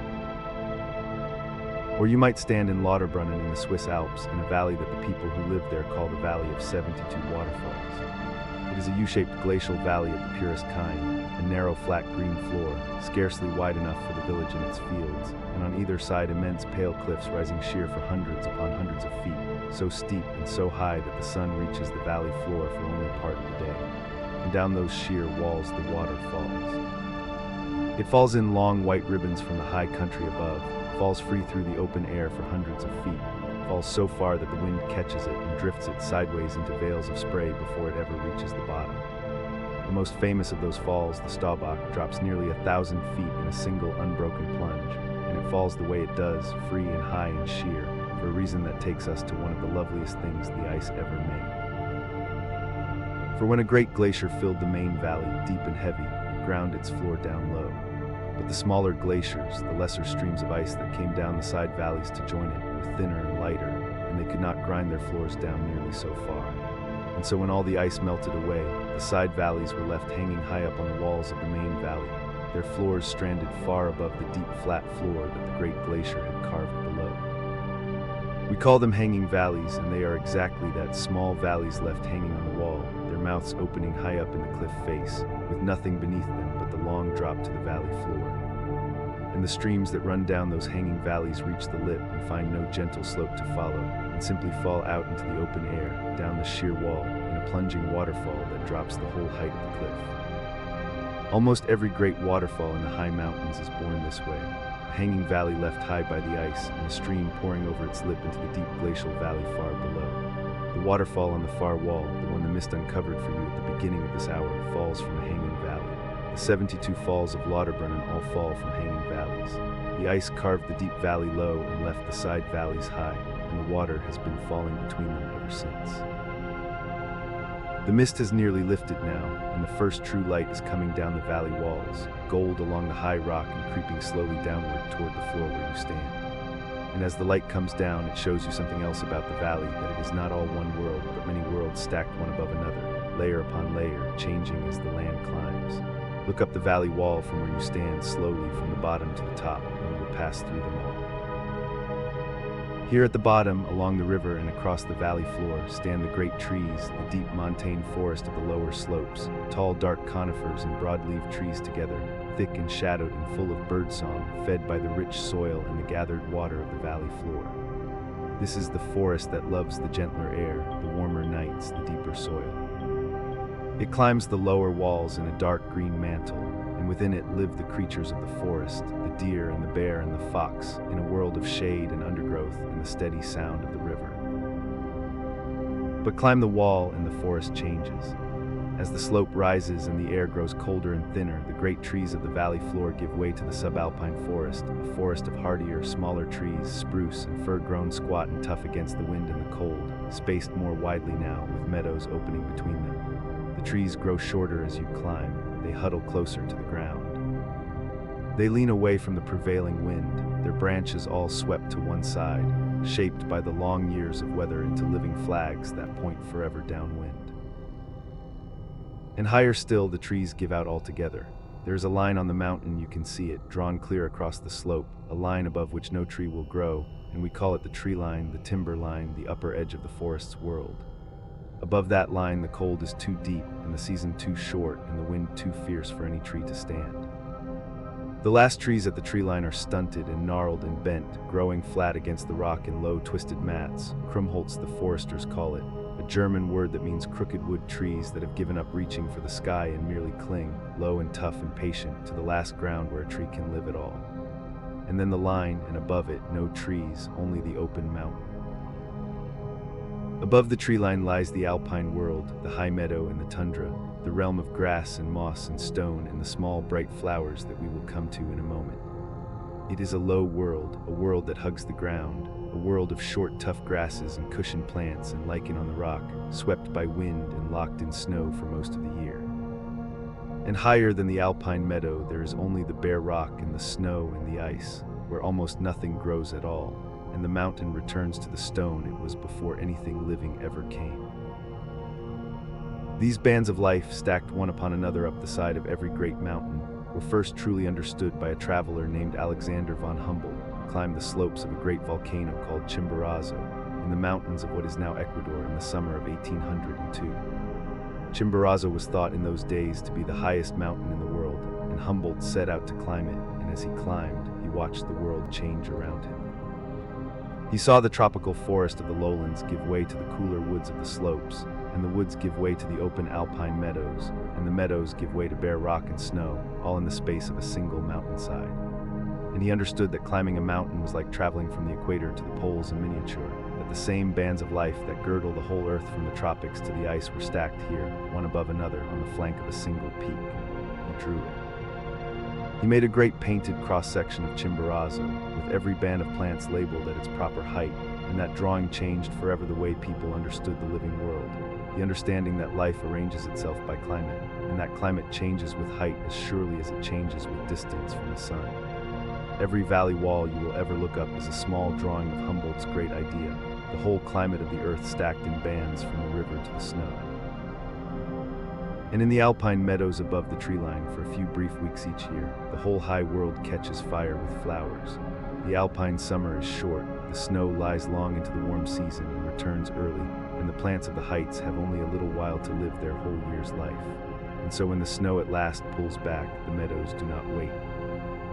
They bloom all at once in a sudden brief glory of color, the whole high slope covered in flowers, gentians of a blue so deep it seems impossible, the pale stars of edelweiss in their woolly leaves, buttercups and saxifrage and primula and 100 others, low and bright and crowded together, every one of them hurrying to flower and to seed before the snow returns. The bees come up to them and the high butterflies, and for those few weeks the alpine meadow is the loveliest garden in all the world, a garden that no one planted, blooming far above the last tree, in the brief warm breath of the mountain summer. And then the cold comes back and the flowers fade and the snow comes down, and the high meadow sleeps again beneath the white until the next short summer calls it up once more. But come back down now, down through the bands of life, down past the tree line and the bent forest and the great dark trees, to the floor of the valley where you began, because the valley floor is where the people are. Down here, where the river runs and the soil is deep and the walls give shelter from the wind, people have lived for a very long time. The village whose smoke you saw at first light is only the latest of many. In valleys like this one, all across the mountains of the world, people have lived for thousands upon thousands of years. The valley floor offered them everything they needed: water from the river, flat ground to till, shelter from the worst of the weather, grass for their animals on the slopes above. And so they came and stayed and built. You can see the marks of their long living written all up the lower slopes, the terraced fields, cut into the hillside in long level steps, one above another, climbing the valley wall like a giant staircase. Where the slope was too steep to plow, the people built walls of stone across it and filled in level ground behind them, and made flat fields where there had been only hillside, and held the precious soil from washing away down the slope. Some of these terraces are very old indeed. In the high valleys of the Andes and the Himalayas and the mountains of southern China, there are terraces that have been farmed continuously for 1,000 years and more, built by hands long forgotten, tended through countless generations, still green with crops today. In the valleys of Switzerland and Austria, the people learned to live with the slope in another way still, building their wooden chalets on the sunny side of the valley where the light fell longest, sending their cattle up to the high summer pastures when the snow withdrew, and bringing them down again before the first storms of autumn, a slow yearly rhythm of climbing and descending that followed the seasons up and down the mountain wall. They are among the oldest works of human patience on the earth, these stepped fields and high pastures, and they were built and tended for the same reason the village stands where it stands, because the valley is a place where life can take hold and stay. The river gave the water and the fish, the slopes gave the grass and the timber, the flat floor gave the ground for the houses and the grain, and the walls themselves, rising steep on either side, gave the oldest gift of all, which is shelter, a wall against the wind, a wall against the cold that swept the open heights, a place that was, by the plain fact of its shape, a little warmer and a little stiller and a little safer than the bare land above. People have always known a sheltered place when they found it. They settled the valleys the way water settles the valleys, by flowing downward until they found the lowest, warmest, gentlest ground, and they're coming to rest. And on the floor of the valley, the river itself is often not a single stream but many. Where the valley floor is broad and flat, where the ice ground it level long ago, the river spreads out and divides, splitting into many channels that wind and weave across the gravel, separating and rejoining around long, low islands of stone and sand, a pattern we call a braided river, because it looks for all the world like strands of hair braided loosely together. The water finds 100 paths across the flat floor, and the channels shift and wander year by year, season by season, as the floods rearrange the gravel. To stand above a braided river in the morning light and watch it weave its silver strands across the pale stone of the valley floor is to watch the mountain slowly, endlessly, carrying itself away to the sea, one grain of gravel at a time. And the valley does something to the weather too. It gathers it and holds it and shapes it in ways the open land never does. The walls funnel the wind so that the air moves up and down the valley's length far more than across it, and a breeze that would be scattered on open ground comes channeled here into a steady flow along the floor. In the cool of the evening, the cold air slides down off the high slopes, heavy and still, and pools along the valley bottom, settling into the lowest ground, so that the floor of the valley is often the coldest place of all through the night, colder even than the slopes above it, a lake of cold air, lying invisible in the dark. And in the morning, as the night's cold meets the day's first warmth, the mist forms over the river and lies along the floor exactly as it lay this morning, pooled in the low places, waiting for the sun to lift it. The valley breathes cold air down at night, mist in the morning, wind along its length by day, a slow daily rhythm of weather that the people who live here have known and read for all the generations they have lived between these walls. This is what drew them in the end, and what draws the eye still, the shelter and the fertility of the valley floor, the gift of the mountain to those who live below. The peaks are magnificent, but no one lives upon the peaks. The glaciers are beautiful, but nothing grows upon the ice. It is here down on the green floor between the walls, where the river runs and the mist lifts and the soil is deep and the wind is gentle, that life gathers and stays, the forest and the deer, the village and the terraced fields, the people who have woken before the light to lay their fires for 1,000 years and more. The valley is the soft heart of the mountain world, the place the heights pour down into, the the place where all the gathered water and gathered soil and gathered shelter become at last home. The sun is full on the valley now. The mist has lifted entirely, drawn up and away into the brightening air, and the waterfall on the far wall has come clear at last, a long white plume falling from its hanging valley high up the cliff, and now faintly across the breadth of the valley you can even hear it, a soft far hush beneath the nearer voice of the river. The smoke still rises from the village, straighter now in the warming air. The terraced fields catch the light, step by green step up the lower slope. The river runs on through the middle of it all, braided in silver across the flat stone floor, carrying the snowmelt down toward the lowlands as it has every morning since the ice withdrew. There is nowhere in all the mountains gentler than this, the floor of the valley in the morning light, sheltered in green and full of running water, with the whole stacked world of the heights rising quietly away above it toward the snow. Let yourself rest here a while in the soft green heart of the mountains, where the river never stops and the mist always lifts and the smoke rises slow and blue into the gathering day. The light is failing on a high slope somewhere in the Himalaya, 4,000 meters up where the last of the grass gives way to bare scree, and against the gray rock something is moving that you would not see if it were not moving at all. A long body low to the ground, the color of stone and old snow, smoke gray marked with dark rosettes that break its outline so completely that even now, watching, you keep losing it and finding it again. A snow leopard picking its way across the slope as the day drains out of the sky. Its tail trails behind it nearly as long as the rest of its body, thick and heavy, swinging slow for balance over the loose rock. Its paws come down wide and soft, splayed broad as snowshoes, padded underneath with fur. It does not hurry, nothing up here hurries. The air is going bitterly cold the moment the sun leaves it, the warmth of the day lifting off the rock in the space of a few breaths, and the leopard moves on through that cold the way it has moved through every cold evening of its life, unbothered, at home in a place that would kill almost anything else before morning. This is the thin, cold edge of the living world, and tonight we are going to walk along it slowly, you and I, and look at the creatures and the small green things that have found a way to stay here. Not visitors, not animals that wandered up by accident and will wander down again. The ones that live here, that were shaped by this place over thousands and tens of thousands of years, until the high cold became the only home they have. There is something deeply restful in them, in their patience and their quiet and the plainness of their lives, and we will take them one at a time, unhurried, the way the leopard takes the slope. Begin with the leopard itself, because it is already here in front of us. The snow leopard, Panthera uncea, is the great ghost of the high mountains of Central Asia, and almost everything about its body is an answer to a question the mountains keep asking.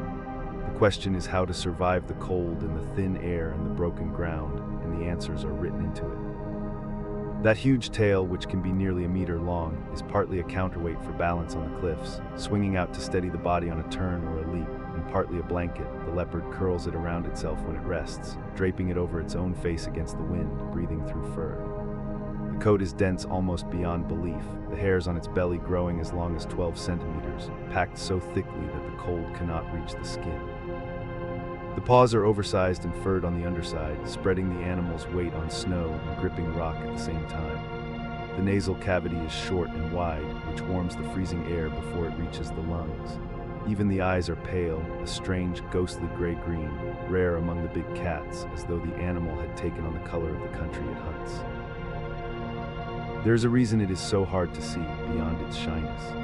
The rosettes that dapple its coat are a kind of broken camouflage, large pale-centered rings outlined in dark, scattered irregularly, so that against the mottled gray and white of rock and frost and shadow the eye cannot assemble the animal into a single shape. The pattern dissolves the outline.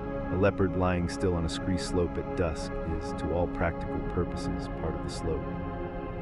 And it hunts by ambush, creeping close along the broken ground and then covering the last distance in a sudden rush, able to leap, by some accounts, as far as 15 meters across a gully in a single bound, that long tail flying out behind it to hold the line of the leap true.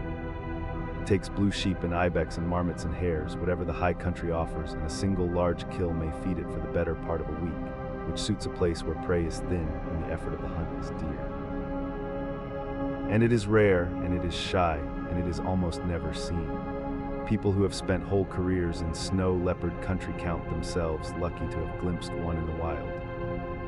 They live across a vast and broken range: the Himalaya, the Karakoram, the Tian Shan, the Altai, the Tibetan Plateau, 12 countries in all, from Afghanistan to Mongolia to the far west of China. But they live thinly spread, each adult holding a home range that can stretch across 100 square kilometers or more of brutal terrain, following the wild sheep and the blue sheep and the ibex up and down the seasons. There are thought to be only a few thousand left in the wild, perhaps 4,000 to 7,000, scattered through some of the least accessible land on Earth. For a long time we knew them mostly from paw prints and the occasional kill, from scrapes in the dirt and a handful of grainy photographs. The Himalaya keeps its ghost well hidden. Tonight we have been allowed one quiet glimpse, and then we let it go, on across the darkening slope and out of sight, and we turn to the others.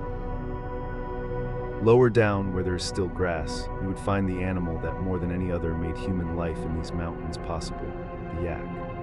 Bos grunniens, the domesticated yak, has been kept by the people of the Tibetan Plateau and the high Himalaya for something on the order of 4,000 to 5,000 years, and a yak is a creature built entirely for altitude. Stand close to one, and the first thing you notice is the coat, a long shaggy curtain of hair that hangs nearly to the ground, sheltering the legs and belly from the wind, over a dense woolly undercoat that traps a layer of still warm air against the skin. Beneath that, the yak carries almost no sweat glands, so it loses very little heat, and it is so well insulated that it suffers in warmth and thrives in cold that would kill ordinary cattle. But the deeper adaptation is hidden inside the chest. The yak has lungs and a heart larger, relative to its body, than lowland cattle, and its blood carries more red cells, smaller red cells packed more densely, so that it can pull oxygen from air that holds only a fraction of what the lowlands hold. Up at 5,000 meters, where every breath gives you barely half the oxygen you would get at sea level, the yak breathes easily and works and grazes and carries loads across the passes. And it carries everything. For the herding peoples of the plateau, the yak has been, for thousands of years, the whole of a livelihood folded into a single animal. Milk and butter and cheese, meat, wool spun into rope and woven into the black tents they live in, hides for leather, dung dried for the only fuel in a country with almost no wood, and the strength to haul salt and barley and trade goods over passes higher than any peak in the Alps. Without the yak, there is no human world up here. It is a quiet, grunting, patient animal. It does not low like a cow, it grunts, which is where the species name grunniens comes from, and it has carried human life on its back across the roof of the world for longer than most civilizations have existed. Higher again, back up among the cliffs where the leopard hunts, live the animals that seem to defy the mountain most openly. The Himalayan tahr, a heavy wild goat relative with a thick reddish coat and a great ruff of mane around its shoulders, grazes on slopes so steep that you cannot imagine how it keeps its feet. And it keeps its feet because of those feet. The hooves of these mountain animals have a hard, sharp rim around a soft, rubbery center, so that the rim catches on the smallest edge of rock while the soft sole grips like the pad of a climbing shoe. The ibex, the wild goat of the high ranges, with its great backswept scimitar horns, goes further still, climbing terrain that looks entirely vertical, balancing on ledges no wider than a hand, leaping from foothold to foothold across faces of bare stone with a calm that has nothing of fear. There are photographs from the Alps of ibex standing on the near vertical face of a dam, licking salt from the stone, hanging there above a drop of 100 meters as casually as you would stand on a sidewalk. They are not being brave. The cliffs are simply where they live, where the predators cannot easily follow, and their bodies were made by the cliffs to belong there. A young ibex learns to climb almost before it can walk on level ground, because there is so little level ground to learn on. Now look up into the cold sky over the highest passes, because one of the strangest lives of the heights does not stay on the ground at all. Twice a year, the bar-headed goose, Anser indicus, a pale gray bird with two dark stripes across the back of its white head, flies directly over the Himalaya, not around, over. It breeds on the lakes of the Tibetan Plateau in Central Asia in summer and winters in the lowlands of India and beyond, and the wall of the world's highest mountain stands directly between the two. Most birds would never attempt it. The bar-headed goose crosses it, climbing into air so thin and so cold that a human being dropped there without oxygen would lose consciousness in minutes. There are credible records of these geese flying at altitudes above 7,000 meters, in the region of the Great Peaks themselves, beating their wings steadily through air that holds perhaps a third of the oxygen at sea level, in temperatures far below freezing, in winds that would tear a kite apart.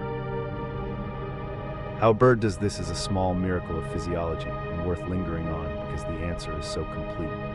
The bar-headed goose has a form of hemoglobin, the molecule in the blood that grabs and carries oxygen, that binds oxygen more tightly than ordinary hemoglobin, so that it can load its blood full even where the air is nearly empty. It has more capillaries threading through its flight muscles, delivering that oxygen deeper into the tissue. Its lungs are larger and it breathes more deeply and more efficiently than a lowland bird, and it can hyperventilate in the thin air without the problems that would cause a mammal. And it tends to fly at night and in the cold hours near dawn, when the air is denser and easier to grip. It does not ride a tailwind over the easy way. Studies tracking these birds with satellite tags have found them climbing and descending to follow the terrain, grinding up over the high ground in the teeth of the wind because that is the route, hauling themselves over the roof of the world on the strength of a body built, cell by cell, to find oxygen where there is almost none. Picture it as you lie there, a small skein of pale geese, high over the white peaks in the dark, calling to one another across the freezing air, going where almost nothing alive can go. Come back down now to the ground, to something much smaller and much quieter. Among the rocks of the high meadows lives the pika, a small round creature like a tailless rabbit no bigger than your two fists together, with short rounded ears and a soft gray-brown coat. The pika does not hibernate. It stays awake through the whole long mountain winter, sheltering in the spaces under the rocks, and to do that it spends the entire short summer making hay. All through the warm weeks it works, cutting grasses and wildflowers and small leafy plants, carrying them in its mouth back to its territory, and laying them out on the rocks in the sun to dry. It builds up Hapel's real stores, sometimes surprisingly large, and tucks them away in the rocks against the cold, curing its own winter fodder the way a farmer cures hay in a barn. Through the white months it lives on what it gathered, snug in the dark beneath the snow-covered stones, eating its dried summer. A single pika may haul thousands of trips worth of vegetation across a summer, working through the warm hours and resting in the heat of midday, calling out across the rockfall in a sharp little bleat to mark its patch and warn its neighbors. There is something so human and so tender in that small economy, that careful gathering against the lean time, that patient laying up of softness for the cold to come. And the pika pays for its life in the cold with a strict and narrow comfort. It carries so much insulation and runs so warm that even modest heat can be deadly to it, so it cannot easily move down to gentler ground. The high cold rock slides are not only its home, they are very nearly the only place it can survive at all, which binds it to the heights as tightly as the leopard in its own small way. And then there are the plants, which is where the real wonder of the heights begins to open out, because plants cannot run from the cold or burrow away from the wind. They have to stand and take it, and they have learned to take it by becoming very low and very slow and quietly indestructible. Above the tree line, where no tree can grow because the season is too short and the wind too fierce, the plants of the alpine zone grow in cushions, tight dense mounds and mats pressed flat against the ground, so low that the wind passes over the top of them and the ground's own faint warmth holds beneath. A cushioned plant like the moss campion may be only a few centimeters tall and yet spread out into a mound the size of a dinner plate, and that mound may be decades old, growing perhaps a centimeter or two across in a year. Inside the cushion, the temperature can run many degrees warmer than the air just above it, a small private greenhouse the plant builds out of its own crowded leaves. The hairs you see on so many alpine plants, the soft woolly fuzz like the white felt on an edelweiss, are not decoration. They trap a still layer of air against the leaf and shield it from the wind and the fierce high-altitude sun.